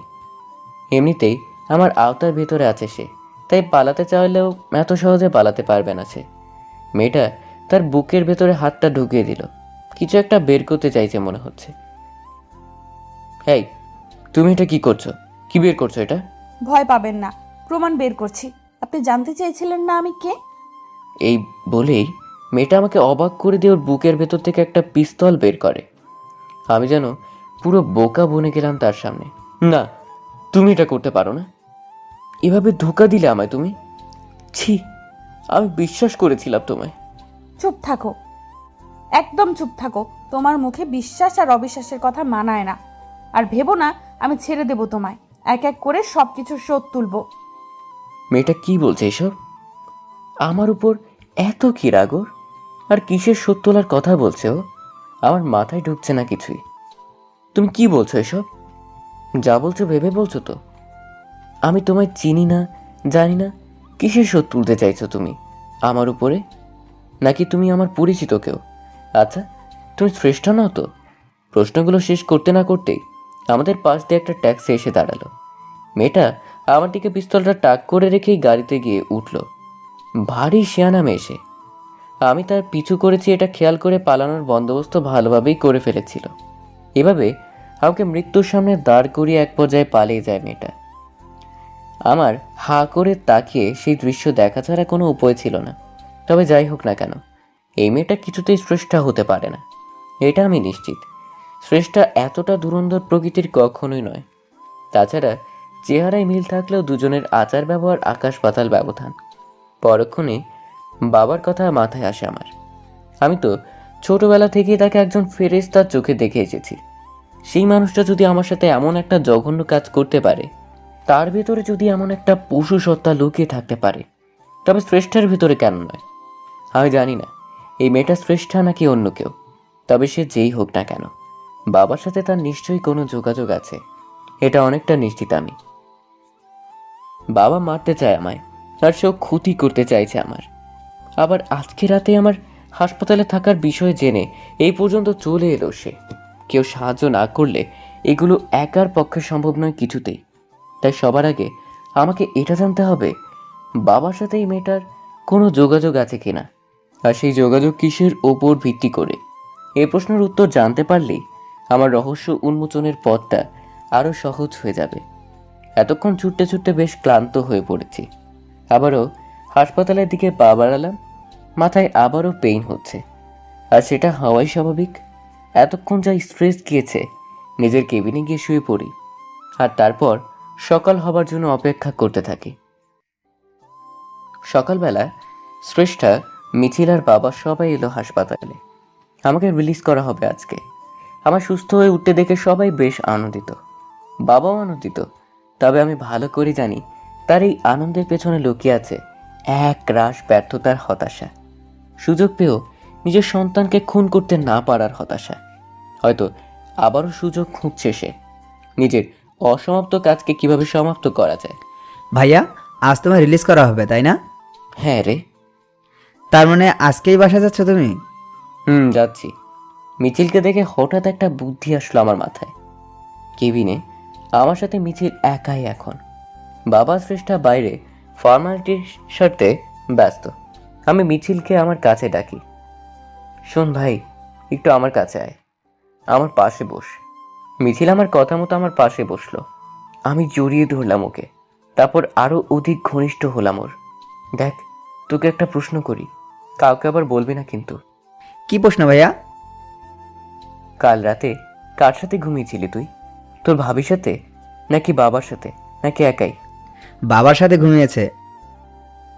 কিন্তু তুমি জানো ভাইয়া, কিন্তু কি বল? আমার খুব ভয় করছিল রাতে। ভয় করছিল? কিন্তু কেন?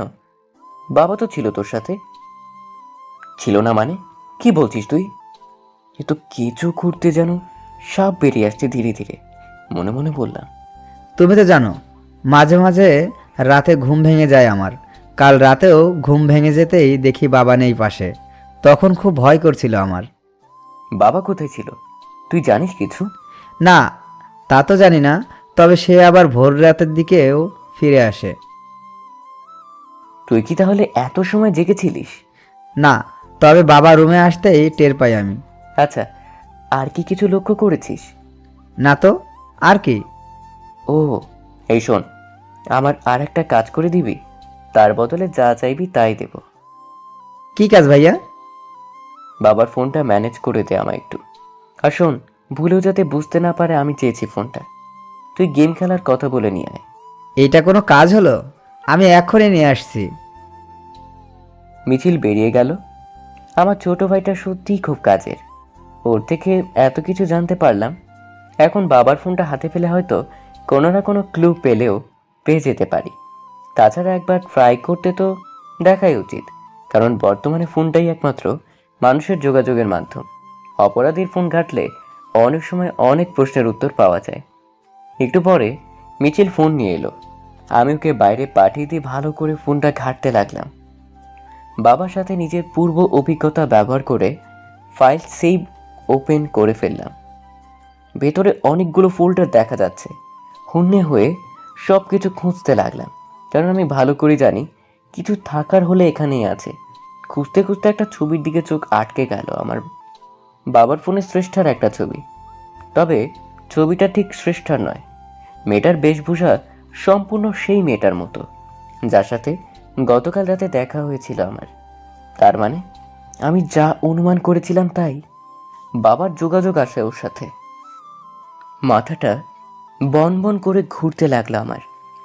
না, যা অনুমান করেছিলাম তাই সত্যি হলো। বাবার সাথে যোগাযোগ আছে মেয়েটার, তা না হলে তার গ্যালারিতে ওর ছবি থাকা কিছুতেই সম্ভব নয়। কিন্তু বাবার সাথে ওর সম্পর্ক কি, এটা আগে জানতে হবে আমাকে। আর তার জন্য আমাকে যত দূর যেতে হয় তাই যাব আমি। এরপর ডক্টর আমাকে রিলিজ করে দেন। সবাইকে নিয়ে নিজের বাসায় ফিরে এলাম আমি। ডাক্তার কিছুদিন রেস্ট নিতে পরামর্শ দিয়েছেন আমায়, তাই কয়েকদিনের জন্য অফিসের ছুটি নিয়েছি। ড্রয়িং রুমে বসে বসে মিছিলের সাথে টিভি দেখছি। হঠাৎ একটা বোল এগিয়ে আসলো আমার দিকে। এই যে আপনার জন্য চিকেন স্যুপ। Chicken soup? তুমি তৈরি করেছো এটা? আমি আশ্চর্য হয়ে প্রশ্ন করি। হ্যাঁ, আমি তৈরি করেছি। কেন, কি হয়েছে তাতে? এটা শিখলে কবে তুমি? তুমি তো স্যুপ তৈরি করতে জানতে না। বারে, কে বললো আপনাকে? অদ্ভুত ব্যাপার, বিয়ের আগে শ্রেষ্ঠা আমায় নিজেই বলেছে ও স্যুপ তৈরি করতে পারে না। এই কয়েকদিনের ভেতরে ভুলে গেল কিভাবে? কি হলো, কি চিন্তা করছেন? তুমি আমায় বলেছিলে একবার, মনে আছে, তুমি স্যুপ তৈরি করতে পারো না।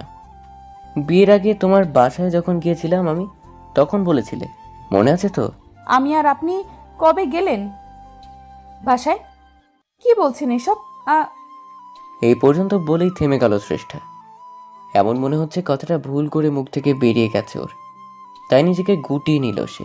কি হলো, থেমে গেলে কেন? না, কিছু না। তুমি এত তাড়াতাড়ি এত কিছু ভুলে গেলে কি করে? অদ্ভুত তো। আচ্ছা, এটা তো নিশ্চয়ই মনে আছে, তার পরের দিন একবার একটা টেডি টাইগার নিয়ে গিয়েছিলাম তোমার জন্মদিনে। তুমি ভয়ে কান্না শুরু করে দিয়েছিলে। তারপর আমি কি করেছিলাম? টেডি? কিসের টেডি?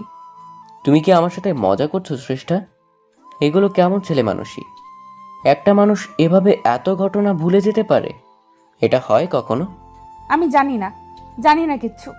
আমাকে কিচ্ছু জিজ্ঞেস করবেন না। আমি হতবাক হয়ে চেয়ে আছি ওর যাওয়ার দিকে। শ্রেষ্ঠার সাথে বিয়ের কয়েকটা দিন আগের ঘটনাগুলো এভাবে ভুলে গেল কি করে? শ্রেষ্ঠা বরাবর ভীতু প্রকৃতির মেয়ে। বাঘের পুতুল দেখে ভয়ে যে কাণ্ডটা করেছিল, বাধ্য হয়ে সেটা ফেরত দিতে হয়েছিল আমায়। এত বড় একটা ঘটনা, এটাও ভুলে গেল? না, দুয়ে দুয়ে যেন চার মিলছে না কিছুতেই। তাছাড়া ওকে আমি কিছু জিজ্ঞেস করতেই কেমন জানি ভয়ে চুপসে গেল। এমন মনে হলো কিছুই জানে না ও, তাই আমার প্রশ্নের উত্তর দিতে ভয় পাচ্ছে। কিন্তু এমনটা তো হবার কথা নয়। শ্রেষ্ঠার সাথে বিয়ে হয়েছে আমার 1 সপ্তাহ আগে, এটা ঠিক, কিন্তু ওকে আমি তারও সামান্য কয়েক বছর আগে থেকেই চিনি। ওর সাথে একটা ভালোবাসার সম্পর্ক ছিল আমার। হয়তো ওর আর আমার বয়স, আচার ব্যবহার, প্রকৃতি কোনো কিছুই তেমন ম্যাচ করে না, কিন্তু ওর শিশুসুলভ আচরণ, ওর উড়ন্তপনা ওর প্রতি আকৃষ্ট করে আমায়। তাই আমি শ্রেষ্ঠাকে ভালোবেসে ফেলি। শ্রেষ্ঠার সাথে কাটানো প্রতিটি মুহূর্ত জলের মতো পরিষ্কার এখনো আমার কাছে। শ্রেষ্ঠার এই অদ্ভুত ব্যবহারে সত্যি বিচলিত না হয়ে কোনো উপায় নেই। এই সত্যি আমার শ্রেষ্ঠা তো, নাকি অন্য কেউ? দুপুরবেলায় আমি বেডরুমে বসে কিছু অফিসের কাজ করছি। শ্রেষ্ঠা নিচে ড্রয়িং রুমে কাজ করতে করতে একটা কণ্ঠস্বর কানে ভেসে আসলো আমার। আমার অফিস থেকে এক কলিগ এসেছে বাসায়, যদিও ফোন করে আগেই ইনফর্ম করে রেখেছিল ও আমায়। এমন পরিস্থিতি কাজটা ফেলে দিতেও পারছি না। ও কি বলছে সেটা শোনার চেষ্টা করছি। ভাবি, সিদ্ধার্থ কোথায়? ওর সাথে একটু দেখা করার ছিল। আমার ডাকনাম সিদ্ধান্ত। অফিসে এই নামেই বেশিরভাগ সময় ডাকা হয় আমায়। নিশ্চয়ই ও শ্রেষ্ঠাকে উদ্দেশ্য করে বলছে। সিদ্ধান্ত? সিদ্ধান্ত কে? আপনি কি আমার সাথে মজা করছেন ভাবি? এখন বলবেন নিজের হাজবেন্ডকেই চিনতে পারছেন না। ও হ্যাঁ হ্যাঁ, আসলে নামটা মাথায় ছিল না আমার। আপনি বসুন, আমি ওনাকে ডেকে দিচ্ছি। আচ্ছা ঠিক আছে।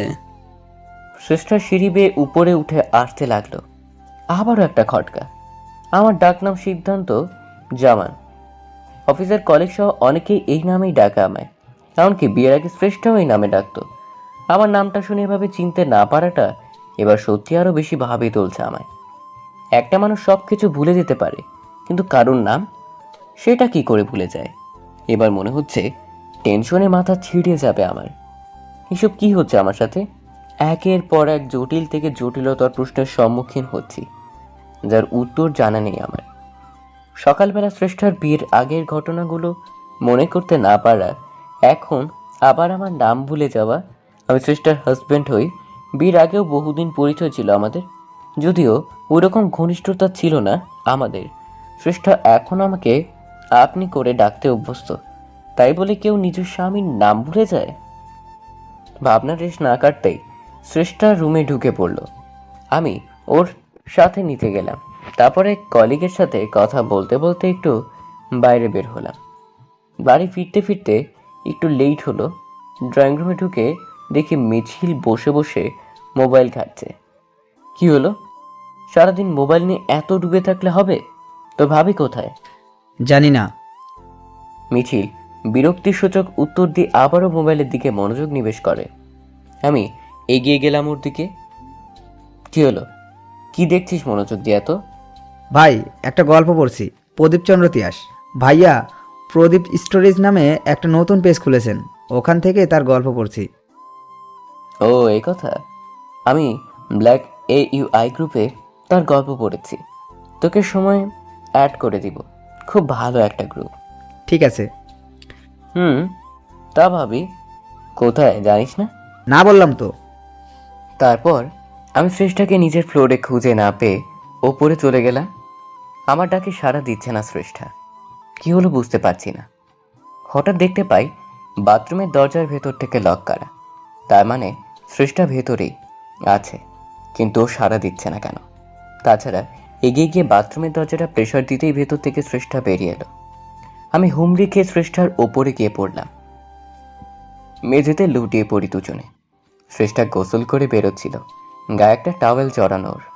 শ্রেষ্ঠা আমার নিচে আর আমি ওর উপরে। আমার আর শ্রেষ্ঠার চোখ এই মুহূর্তে একই সমান্তরালে অবস্থান করছে। ওর শরীরে থেকে সাবান আর শ্যাম্পুর সুগন্ধি নাকে এসে সুরসুরি দিচ্ছে আমার। হঠাৎ করে আমার চোখ জোড়া শ্রেষ্ঠার ঘাড়ের পেছনের দিকে যায়। মুহূর্তে চমকে উঠলাম আমি। শ্রেষ্ঠার ঘাড়ের নিচে একটা জন্ম দাগ ছিল। ও নিজেই আমার সাথে এই দাগের কথা শেয়ার করেছে। এমনকি বিয়ের আগে একবার ছেলে মানুষই বশত দেখিয়েছিল আমায়। বিয়ের পরে শ্রেষ্ঠার সাথে সেরকম অন্তরঙ্গতা হয়নি কখনো। ও সব সময় এড়িয়ে চলতো আমায়। আমাদের ভেতরে শারীরিক সম্পর্ক হলেও সেটা জাস্ট অন্ধকার ঘরে দায় সারাভাবে। তাই ওর কোনো কিছুই দৃষ্টিগোচর হয়নি আমার। কিন্তু আজকে এটা কি দেখছি আমি? শ্রেষ্ঠার ঘাড়ের উপর থেকে জন্মদাগটা গেল কোথায়? আমাকে ঠেলে দিয়ে উঠে পড়ল শ্রেষ্ঠা। তারপরে বাথরুম থেকে দ্রুত প্রস্থান করে। আমি হতবাক হয়ে তাকিয়ে আছি ওর দিকে। না, এটা আমার শ্রেষ্ঠা হতে পারে না কিছুতেই। এই কারণেই এতটা দূরত্ব। এবার সবকিছু পরিষ্কার হচ্ছে আমার চোখে। আসলে শ্রেষ্ঠা সে নয় তো যার সাথে এর আগে দুবার পথে দেখা হয়েছে আমার। তার মানে ওরা দুজন এক নয়, সম্পূর্ণ আলাদা সত্তা। আমি যাকে এতদিন শ্রেষ্ঠা ভেবে আসছি সে শ্রেষ্ঠা নয়। যে আমার বাবার সাথে হাত মিলিয়ে আমার ক্ষতি করতে চাইছে সেই আসল শ্রেষ্ঠা। এটা ভাবতে ভাবতে আমার পায়ের তলা থেকে মাটি সরে যেতে লাগলো আমার। যদিও আমি জানি না আমার ভাবনা কতটুকু সত্য, নাকি পুরোটা মনের ভুল। আমি যতদূর জানতাম তোমার ঘাড়ের নিচে একটা জন্মদাগ ছিল, সেটা উধাও হয়ে গেল কি করে? কি? আপনি আমার ঘাড় দেখেছেন? আপনি কি করলেন এটা? কেন করলেন? এই শোনো, ন্যাকামো একদম কম করো। আমি জানি তুমি সব বুঝতে পারো, সব জানো তুমি। আমার সামনে বাচ্চাদের মতো আচরণ করে কোনো লাভ নেই। তার আগে আপনি বলুন, আমার ঘাড় দেখলেন কেন? কেন, খুব সমস্যা হয়ে গেল নাকি ধরা পড়ার ভয়ে? ধরা পড়া? কি বলছেন আপনি এসব? কি করেছি আমি? আমার সাথে নাটক করো না। বলো, তোমার দাগটা কোথায় গেল? আমি জানি না। জানো না? এটা কোনো প্রশ্নের উত্তর হলো না। আমি সত্যি জানি না, বললাম তো। আগে তো ছিল। আমি স্পষ্ট বুঝতে পারছি শ্রেষ্ঠা আবারও মিথ্যে বলছে আমায়। এভাবে কারো শরীর থেকে জন্মদাগ উধাও হয়ে যেতে পারে না। তাছাড়া এখন ওকে আর প্রশ্ন করে বিশেষ কোনো লাভ হবে না। এভাবে নাটক করে সবটা এড়িয়ে যাবার চেষ্টা করবে। যা প্রমাণ জোগাড় করার নিজেকেই করতে হবে আমায়। এই মুহূর্তে আমার সব থেকে বেশি যেটা দরকার সেটা হলো ওই মেয়েটার পর্যন্ত পৌঁছানো। কিন্তু কোথায় পাবো ওকে আমি? এর আগেই ওর সাথে কয়েকবার দেখা হয়েছে আমার, কিন্তু সেটা আমার ইচ্ছে নয়, ওর ইচ্ছায়। এখন আমার নিজের প্রয়োজনে ওকে দরকার আমার। ভাবতে ভাবতে হঠাৎ একটা বুদ্ধি আসলো আমার মাথায়। সেদিন বাবার ফোনে মেয়েটার ছবি দেখেছি আমি, আর আমি এটাও নিশ্চিত বাবার সাথে ওর কোনো যোগাযোগ আছে। তার মানে বাবার ফোনে নিশ্চয়ই ওর কন্ট্যাক্ট নাম্বার থাকবে। আবারও বাবার ফোনের প্রয়োজন আমার। নেহাত সেদিন সময় পাইনি, নয়তো সেদিন নাম্বারটা ফোন থেকে জোগাড় করে ফেলতাম। আর যে করেই হোক ফোনটা আবারও আমার হাতে আসা চাই, কিন্তু সেটা কি করে? বাবার কাছে গিয়ে কিছুতেই সরাসরি ফোনটা চাইতে পারি না আমি। এই সময় মিছিলটাও নেই বাড়িতে। ও থাকলে আগের বারের প্ল্যানটা অ্যাপ্লাই করা যেত।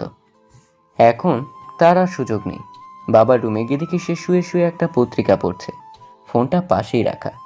এখন তাকে বুদ্ধি করে বিছানা থেকে তুলতে পারি, তবে আমার কাজ অনেকটাই সম্পূর্ণ হয়ে যায়।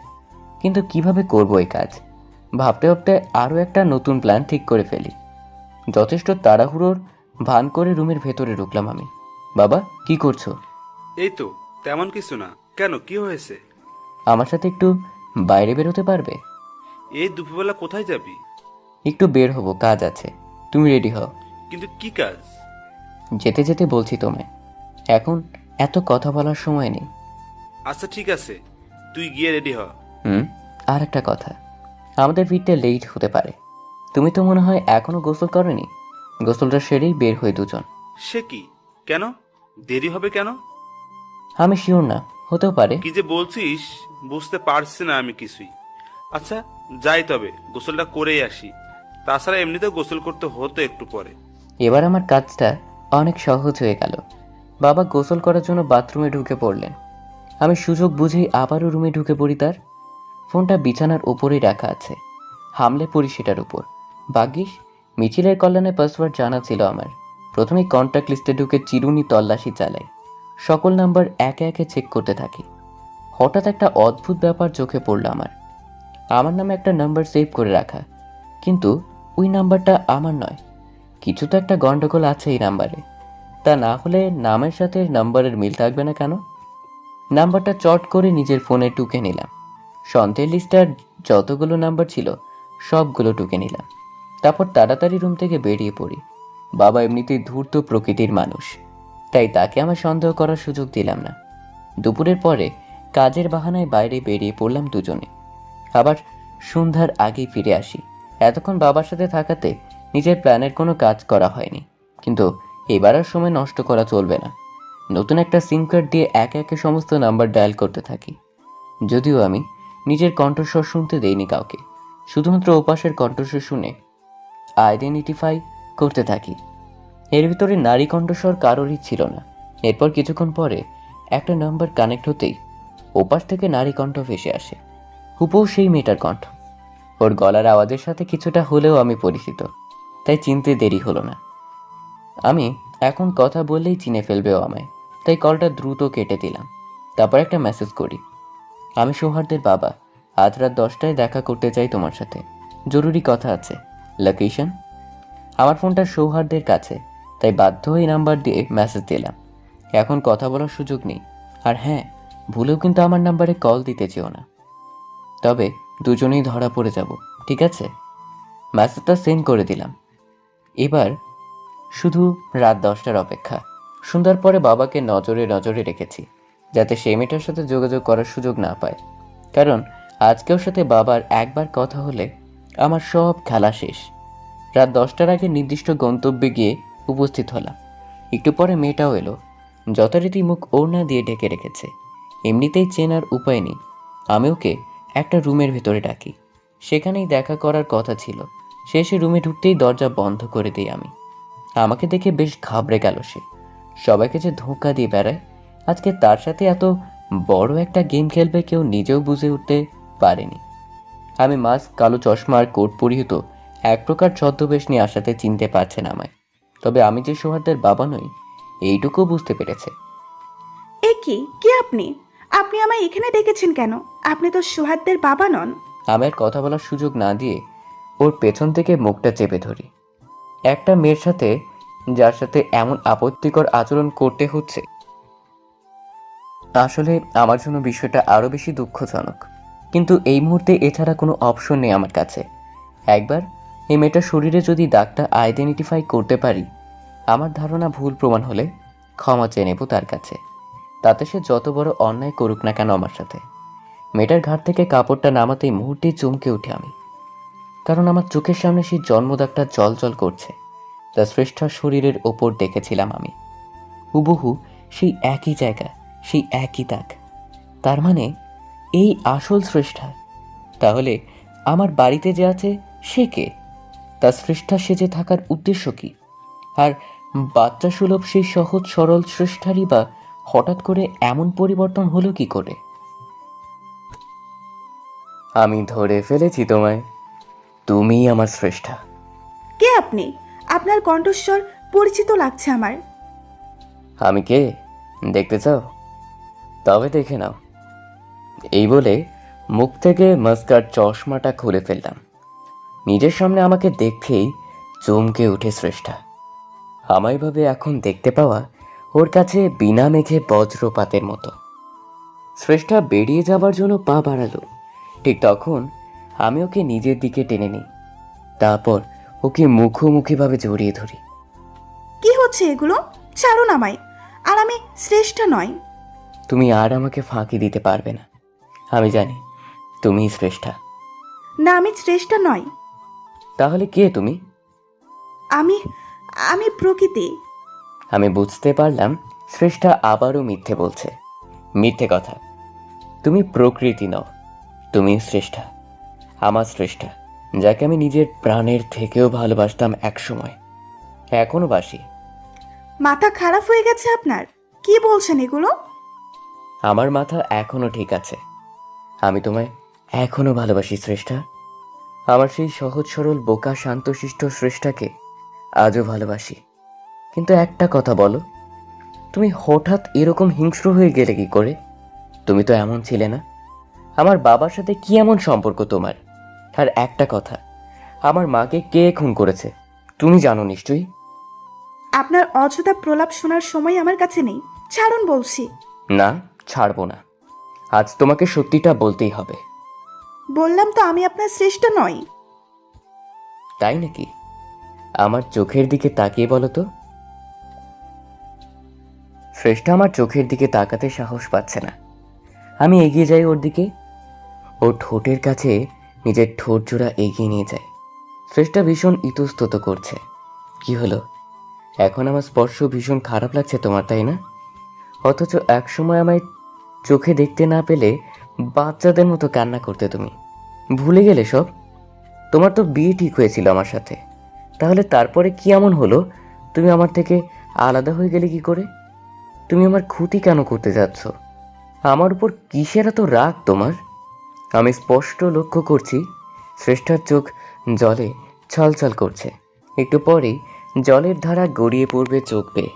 কিছু বুঝে ওঠার আগেই আমার একটা ধাক্কা মেরে ফেলে দিল শ্রেষ্ঠা। তারপর এগিয়ে এসে আমার দিকে। ক্ষতি? কিসের ক্ষতি? আমি তো শেষ করে দেব তোমায়। প্রাণ নিয়ে নেব তোমার থেকে। আমি কি ক্ষতি করেছি তোমার শ্রেষ্ঠা?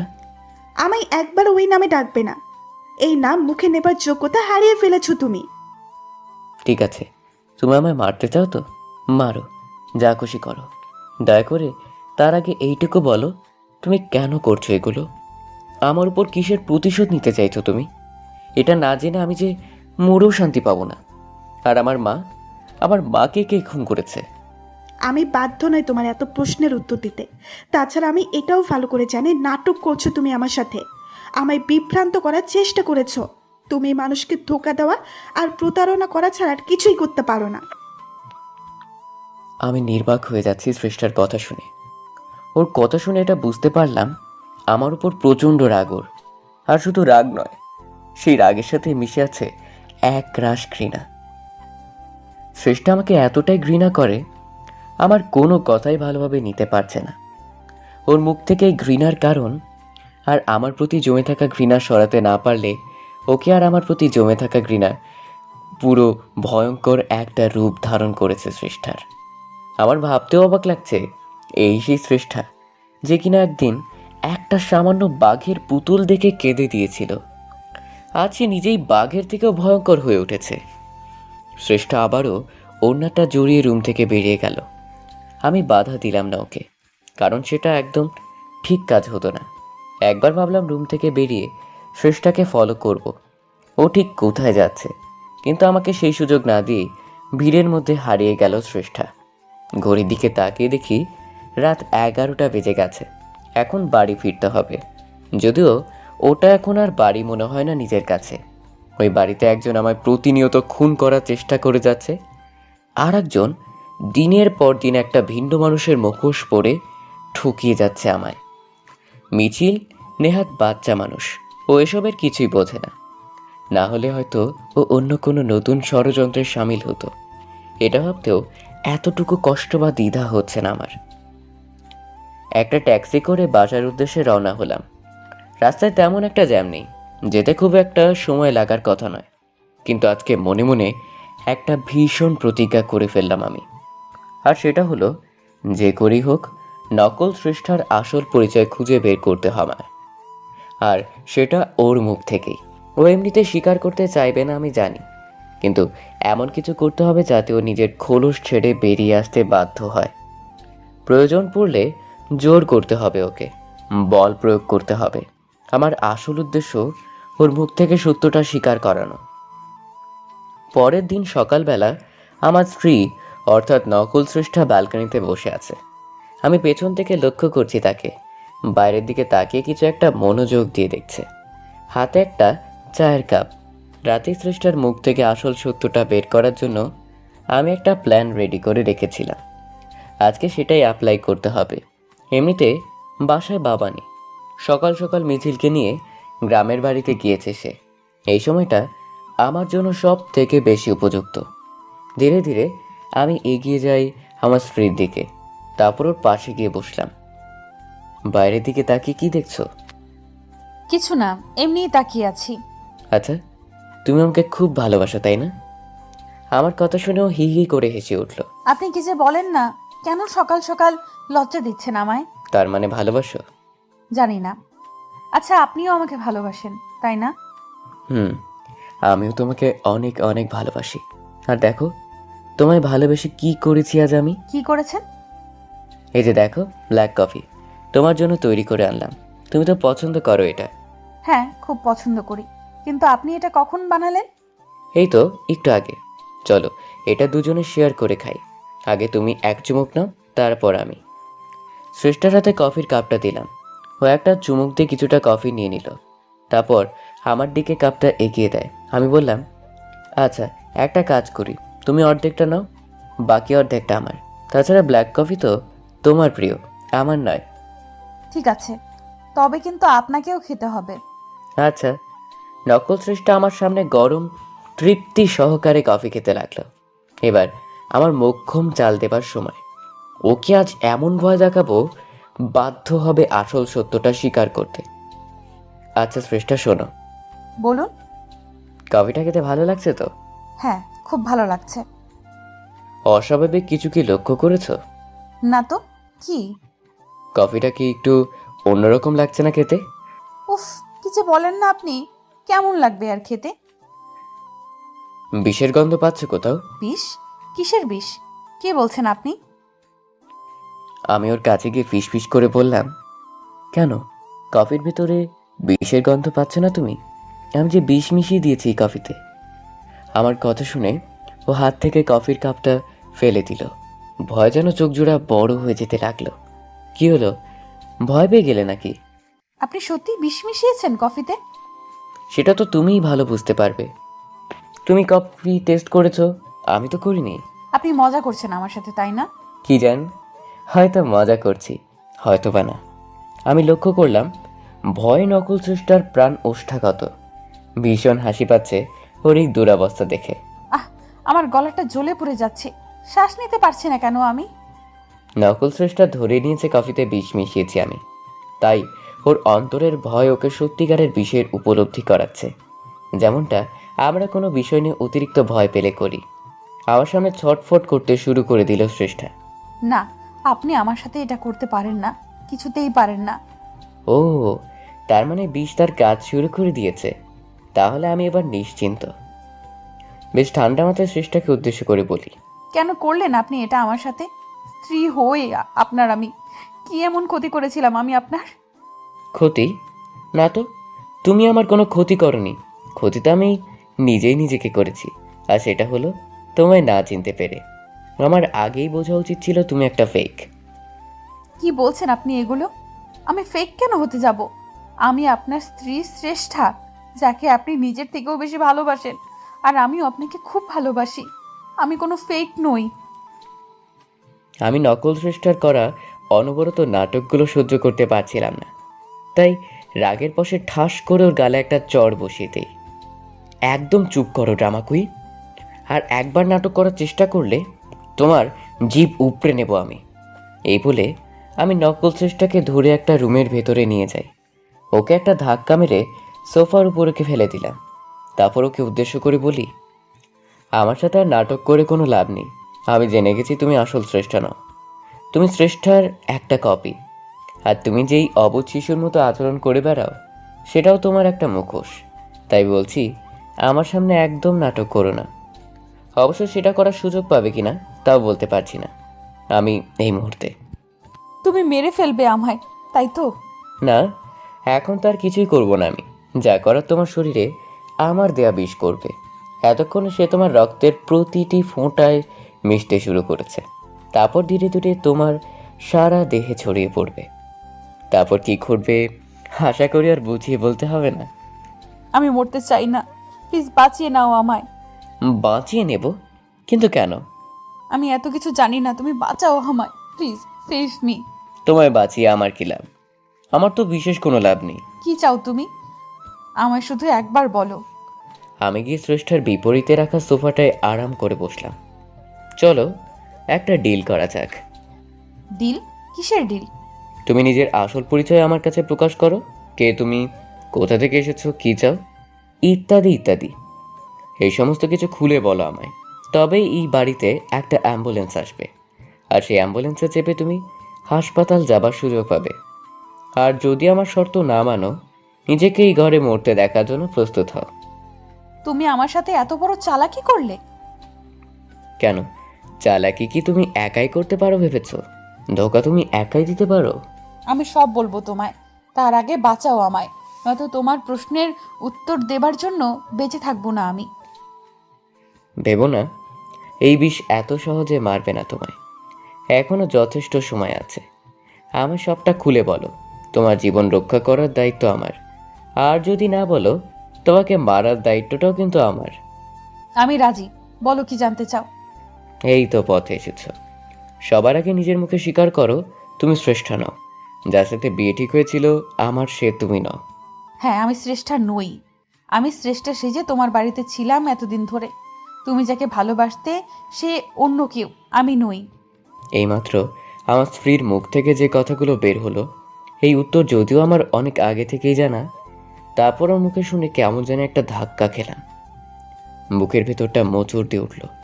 জানি না কেন হচ্ছে এমনটা। বলো, এরপর আর কি জানতে চাও তুমি? এত সময় কেন নিচ্ছ? আমায় না মেরে শান্তি পাচ্ছ না তুমি, তাই না? নকল শ্রেষ্ঠা আবারও ছটফট করতে লাগলো। এক প্রকার চিৎকার শুরু করে দিল সে। আমি নিজেও অবাক হয়ে যাচ্ছি, কারণ এই কফিতে কোনো বিষ মেশানো ছিল আমার। আমি শুধু ভয় দেখানোর জন্য বিষের কথাটা বলেছিলাম, কিন্তু এতে তো ওর এভাবে অসুস্থ হয়ে পড়ার কথা নয়। কি হচ্ছে বুঝতে পারছি না কিছুই। আমি ছুটে গেলাম ওর দিকে। কি হলো তোমার? শরীর কি খুব বেশি খারাপ করছে? জানি না, শ্বাস নিতে পারছি না আমি। আমার কথা ছাড়া আগে তোমার প্রশ্ন করো, তারপর হাসপাতালে নিয়ে চলো আমায়। তোমার পায়ে পড়ি, বাঁচিয়ে নাও আমায়। নকল শ্রেষ্ঠার অবস্থা আরও বেক্তিক হতে লাগলো। মনে হচ্ছে বিষের ভয় খুব বাজেভাবে ইফেক্ট করছে ওর উপর।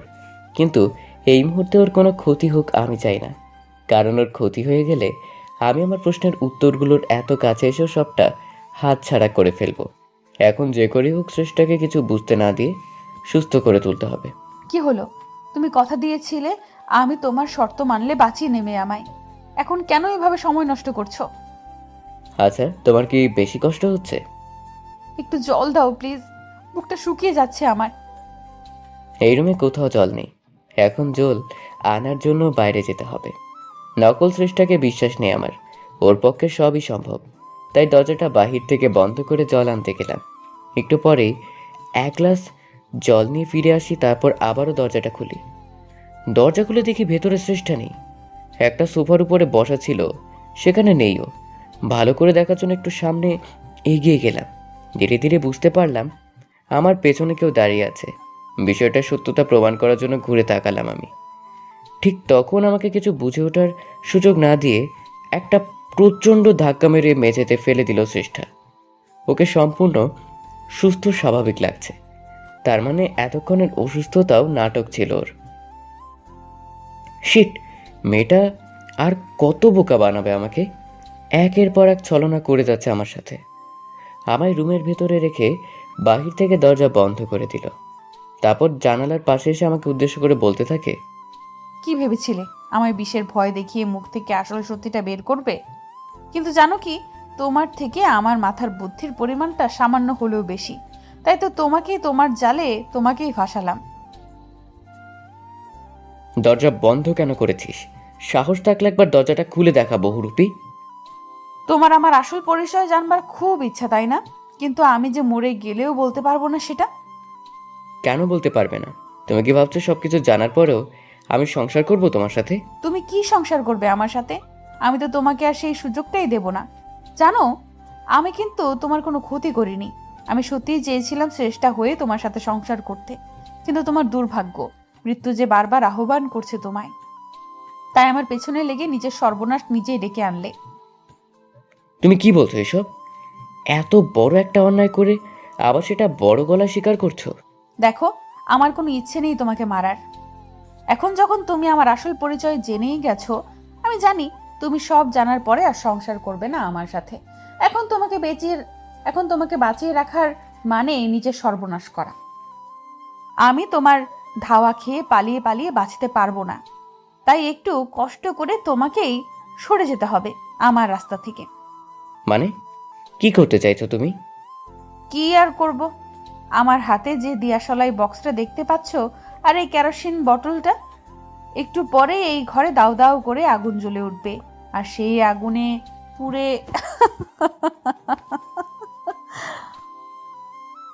নকল শ্রেষ্ঠার কথা শুনে ভয় গলা শুকিয়ে যেতে লাগলো আমার। ও নিশ্চয়ই আমাকে এগুলো ভয় দেখানোর জন্য বলছে না, কারণ মানুষ যখন হিংস্র হয়ে ওঠে তখন তার পক্ষে সব কিছু সম্ভব।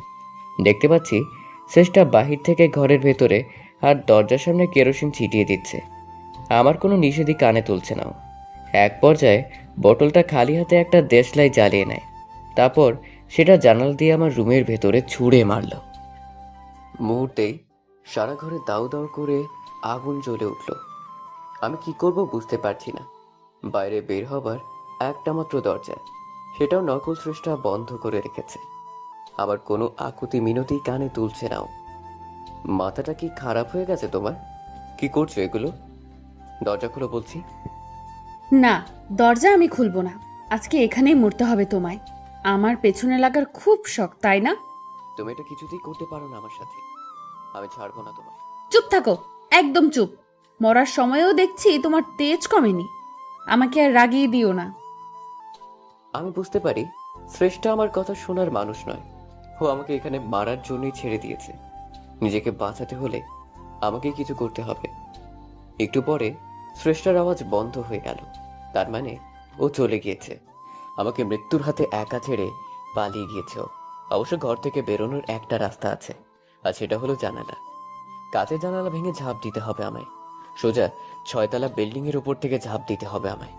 আমি জানি না এখান থেকে ঝাঁপ দেবার পরে বেঁচে থাকবো কিনা, কিন্তু এই সময় ঘরের ভেতরে পুড়ে মরার থেকে জীবনের ঝুঁকি নেওয়াটা বেশি বুদ্ধিমানের কাজ হবে।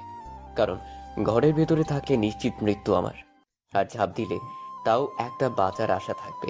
এভাবে জানালার পাশে এসে দাঁড়িয়ে পড়ি, তারপর নিচের দিকে তাকাই। যতই মনস্থির করি না কেন, এত উপর থেকে ঝাঁপ দিতে বেশ ভয় করছে আমার। ভয় পেয়ে পা কাঁপতে লাগলো। একটা কথা ভালো করেই জানি আমি, আমাকে কোনোভাবেই হেরে গেলে চলবে না। নিজের মায়ের খুনির শাস্তি নিশ্চিত না করে আমি মরে গিয়েও শান্তি পাবো না। আমাকে আর কোনো কারণে না হোক মৃত মায়ের কথা ভেবে বাঁচতে হবে। যদি বাঁচতে নাই পারি, অন্তত বাঁচার আপ্রাণ চেষ্টা তো করতেই পারি। আর কিছু না ভেবে চোখ জোড়া বন্ধ করলাম, তারপর নিচের দিকে ঝাঁপ দেই। চোখ খুলে দেখতে পাই একটা রুমে শুয়ে আছি আমি। অপরিচিত একটা রুম, যেখানে আমি আগে কখনোই আসিনি। ধীরে ধীরে সবটা মনে পড়তে লাগলো আমার। নকল স্রষ্টার সাথে ঝামেলা হওয়া, আমাকে বন্দি করে ঘরে আগুন লাগিয়ে দেয়া, তারপর আমার বিল্ডিং থেকে ঝাঁপ দেওয়া। এরপরে আর কিছুই মনে নেই আমার। এখন এখানেই বা কি করে এলাম জানা নেই আমার। অনুভব করছি সারা গায়ে প্রচন্ড ব্যথা, অনেকটা জায়গা কেটে গিয়েছে। আবার সেখানে মেডিসিনও লাগিয়ে রাখা হয়েছে। খুব জানতে ইচ্ছে করছে কে আমাকে সেবা শুশ্রূষা করে সারিয়ে তুলল, কারণ এই পৃথিবীতে আমার মঙ্গল চাইবার মতো কেউ আছে বলে জানা নেই আমার। আরো কিছুটা সময় অতিবাহিত হয়ে গেল। চারপাশে কাউকে দেখতে পাচ্ছি না। ধীরে ধীরে উঠে বসলাম আমি। তারপর নিচে পা বাড়াবো, ঠিক তখন ভেতরে কেউ ঢুকে পড়লো। তাকে দেখে যেন বিস্ময়ে চোখ উল্টে যাওয়ার উপক্রম আমার। মনে হচ্ছে চোখের সামনে স্বপ্ন দেখছি। আমার সামনেই শ্রেষ্ঠা দাঁড়িয়ে আছে। না, এ আমার স্ত্রী, সেই নকল শ্রেষ্ঠা নয়, আসল শ্রেষ্ঠা দাঁড়িয়ে আছে আমার সামনে। আমি তাজ্জব বনে গিয়েছি নিজেকে তার ঘরে দেখে। যে কিনা আমার মৃত্যু চায়, সে বাঁচালো আমায়। শ্রেষ্ঠাকে এই মুহূর্তে কি বলবো বুঝতে পারছি না। ও নিজে আগে মুখ খুলল। এখন কেমন লাগছে? তুমি আমাকে বাঁচিয়েছো, তাই না? আমাকে সুস্থ করে তুলেছো তুমি। কি মনে হচ্ছে দেখে তোমার? না, আমি সত্যিই বুঝতে পারছি না তুমি আমাকে বাঁচালে কেন। তুমি সেদিন নিজের মুখে স্বীকার করেছো আমার ক্ষতি চাও, তুমি আমার শেষ করে দিতে চাও। তাহলে হ্যাঁ, চেয়েছিলাম, কিন্তু তখন চাইলে এখনো যে চাইতে হবে এটা কোথায় লেখা আছে? আমি সত্যি তোমার কথার মাথা মুন্ডু কিছুই বুঝতে পারছি না। কি চাইছো তুমি, ক্লিয়ার করে বলো।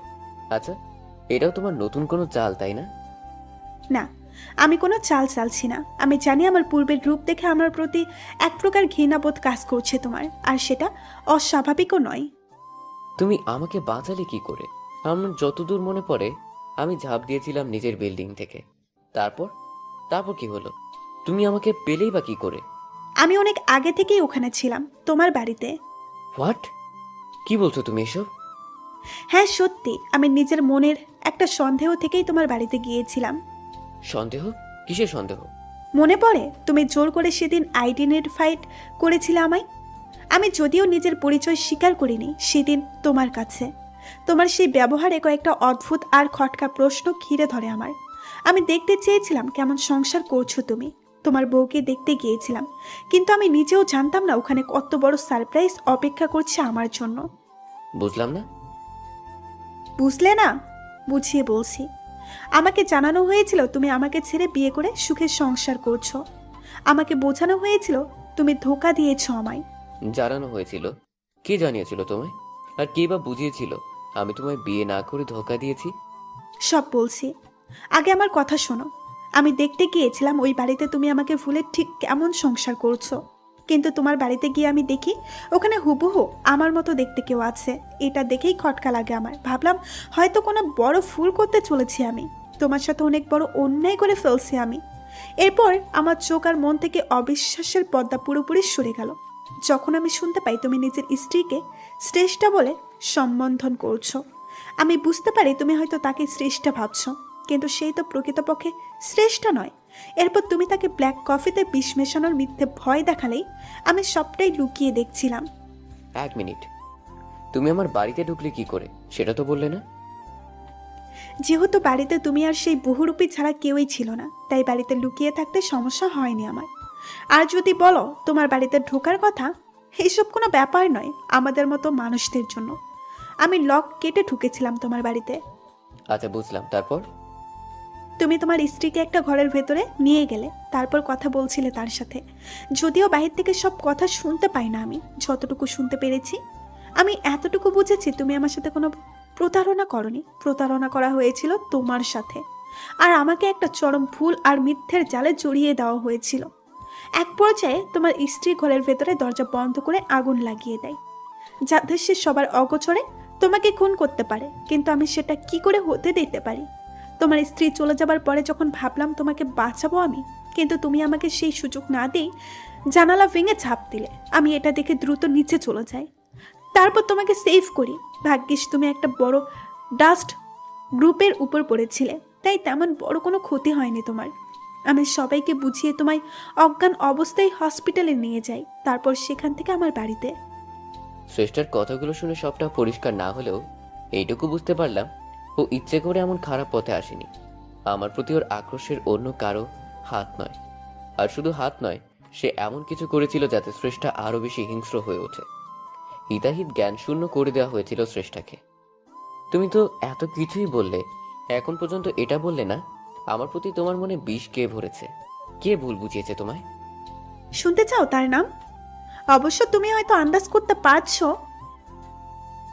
খুব একটা অবাক হবে না শুনলে, কারণ সে আর কেউ নয়, তোমার নিজের বাবা। তোমার বাবার জন্যই আজ আমার এই দুর্দশা। তবে আমি নিজেও বুঝতে পারি না, সে তো তোমার নিজের বাবা, তাহলে তোমাকে শেষ করে কি লাভ তার? কোনো বাবা নিজের সন্তানের সাথে এটা দুঃস্বপ্নেও করতে পারে? এই প্রশ্নের উত্তর আমার মাথায় ঘুরপাক খাচ্ছে সবসময়ের জন্য শ্রেষ্ঠা। আর আমি এটাও জানি, এতটা পথ পর্যন্ত যখন আসতে পেরেছি, বাকি পথটাও ঠিক পার করতে পারবো। কিন্তু তুমি আমায় এটা বলো, তোমার সাথে তো বিয়ে ঠিক হয়েছিল আমার, তাহলে তুমি আমার থেকে দূরে সরে গেলে কি করে? আর আমাদের মাঝখানে তৃতীয় ব্যক্তি হয়ে এই নকল শ্রেষ্ঠা চলে আসলো কি করে? তোমার এত প্রশ্নের উত্তর তো আমি নিজেও জানি না, তবে আমি যতটুকু জানি তাই বলছি। আমাদের যেদিন বিয়ে হবার কথা ছিল, দিনটা ছিল শুক্রবার, তখন বিকেল। আমাদের বিয়ে সন্ধ্যাবেলা। আমি পার্লারে যাই সাজগোজ করার জন্য। ওখানে সাজগোজ করতে বেশ খানিকটা সময় লেগে গেল আমার। তুমি বারবার ফোন করছিলে আমায়, আমি যাতে যত দ্রুত সম্ভব চলে আসি। এর কিছুক্ষণ পর তোমার আরও একটা ফোন কল আসে। কি গো, কি হয়েছে তোমার? না, আর একটু লেট হবে। হ্যাঁ, একটা কাজ করো, তুমি বরং আরাম করে সাজতে থাকো, তারপর সকালের দিকে আসলেও চলবে। এতটা তাড়াহুড়ো কেন করছেন? এই তো হয়ে যাবে একটু পরে। তাছাড়া এখন হাতেও অনেকটা সময় আছে। আচ্ছা, তুমি তাড়াতাড়ি কাজ ছেড়ে নিচে এসে দাঁড়াও, আমি আমার একজন পরিচিত লোক পাঠিয়ে দিচ্ছি, উনি ড্রাইভ করে নিয়ে আসবে তোমায়। ঠিক আছে? আমিও তোমার কথা অনুসারে তাড়াতাড়ি নিজের কাজ সেরে গ্রাউন্ড ফ্লোরে নামি। গ্রাউন্ড ফ্লোরে নেমেই একটা গাড়ি দেখতে পাই। গাড়ির সামনে ড্রাইভার দাঁড়িয়েছিল। আমাকে দেখে সে একটা মুচকি হাসি দিল। আমি খানিকটা অবাকের সাথে বিব্রত হই। আপনি মিস শ্রেষ্ঠা, তাই তো? হ্যাঁ, কিন্তু আপনি আমায় চিনলেন কি করে? সৌহার্দ্য স্যারের ফোনে আপনার ফটো দেখেছি, উনিই পাঠিয়েছেন আমায় আপনাকে নিয়ে যেতে। ও আচ্ছা, আপনি সেই ড্রাইভার, তাই তো? জি ম্যাডাম। কিন্তু ভাই, আপনি এত তাড়াতাড়ি চলে আসলেন কি করে? উনি তো এইমাত্র ফোন করেই জানালেন আমায় লোক পাঠিয়ে দিচ্ছেন, কিন্তু আপনাকে দেখে মনে হচ্ছে আপনি অনেকক্ষণ ধরে আছেন এখানে। অ্যাকচুয়ালি ম্যাম, রাস্তায় জ্যাম নেই খুব একটা, তাই দ্রুত ড্রাইভ করে আসতে পেরেছি। আপনি চাইলে আমি স্যারের কাছে ফোন দিয়ে কনফার্ম করছি আপনাকে। না না, তার আর কোনো দরকার নেই। ঠিক আছে, চলুন, আমি গাড়িতে উঠছি। তারপর কি হলো? এরপর লোকটার গাড়িতে উঠি আমি এমনিতেই শহরের সব জায়গা খুব একটা চিনতাম না। উনি আমাকে শর্টকাটের কথা বলে অন্য একটা রাস্তায় ধরেন, তারপর এগোতে থাকেন।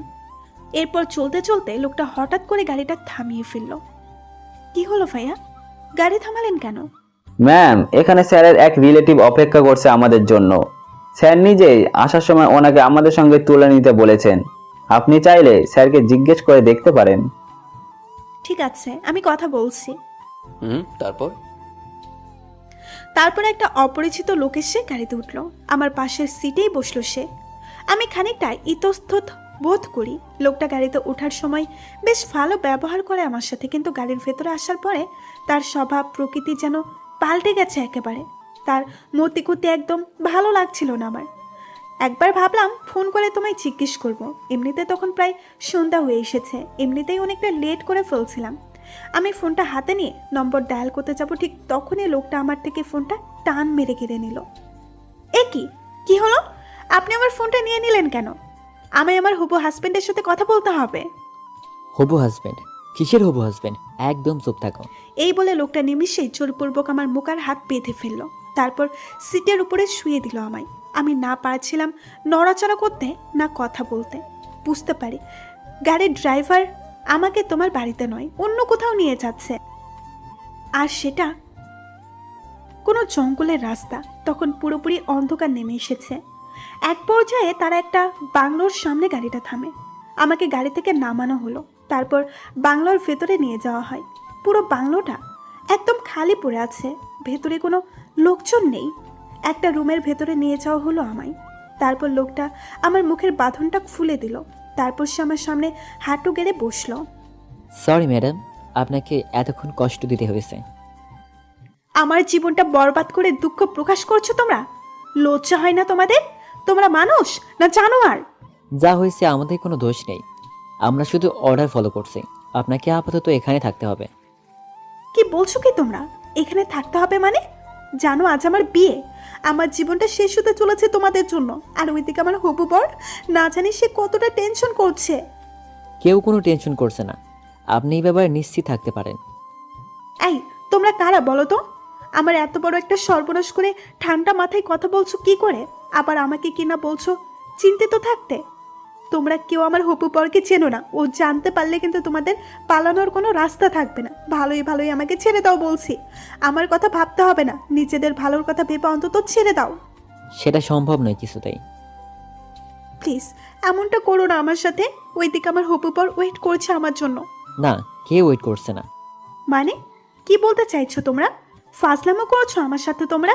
আমরা একেবারে সত্যি বলছি, আপনার জন্য কেউ না চিন্তা করছে না কেউ ওয়েট করছে, কারণ এই কিডন্যাপটা আপনার হবু বর মিস্টার সোহার্দই করেছেন আমাদের দ্বারা। আমি মরে গেলেও বিশ্বাস করি না এটা। সুহাদ তো আমাকে কিডন্যাপ কেন করাতে যাবে? আর কোনো অজুহাত খুঁজে পেল না তোমরা? নিজেরা অন্যায় করে শেষে কিনা আমার হবু পরের উপর চাপাচ্ছ। আমরা জানি আপনি এত সহজে আমাদের কথা বিশ্বাস করতে পারবেন না, তবে নিজের চোখে দেখলে কি বিশ্বাস করবেন?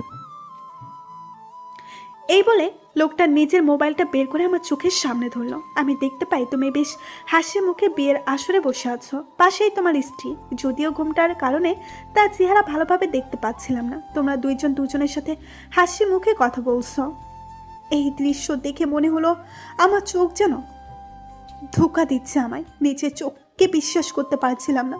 অনুভব করছি ধীরে ধীরে মাটি সরে যাচ্ছে আমার পায়ের নিচ থেকে। দেখলেন তো ম্যাডাম, আমরা তখন কি বলছিলাম? আপনাকে স্যার বিয়ে করতে চাননি কখনো, উনি অন্য কাউকে বিয়ে করতে চলেছেন, তাই আপনাকে এভাবে নিজের পথ থেকে সরিয়ে দিলেন। এখানে শুধু শেষ নয়, আরও অনেক ধরনের অর্ডার আছে আমাদের ওপর, যা আপনার সাথে করতে হবে আমাদের। আরো অর্ডার? আর কি অর্ডার দিয়েছেন তোমাদের স্যার?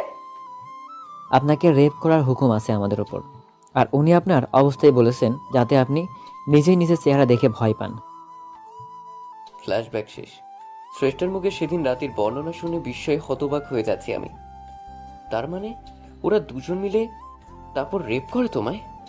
না, সেদিন ওরা আমার কিছুই করতে পারেনি, স্পর্শ পর্যন্ত করতে পারেনি আমায়। পারেনি? কিন্তু কিভাবে সম্ভব হলো সেটা? সেটা শুনলে তুমি আরো বেশি অবাক হবে সোহায়তো।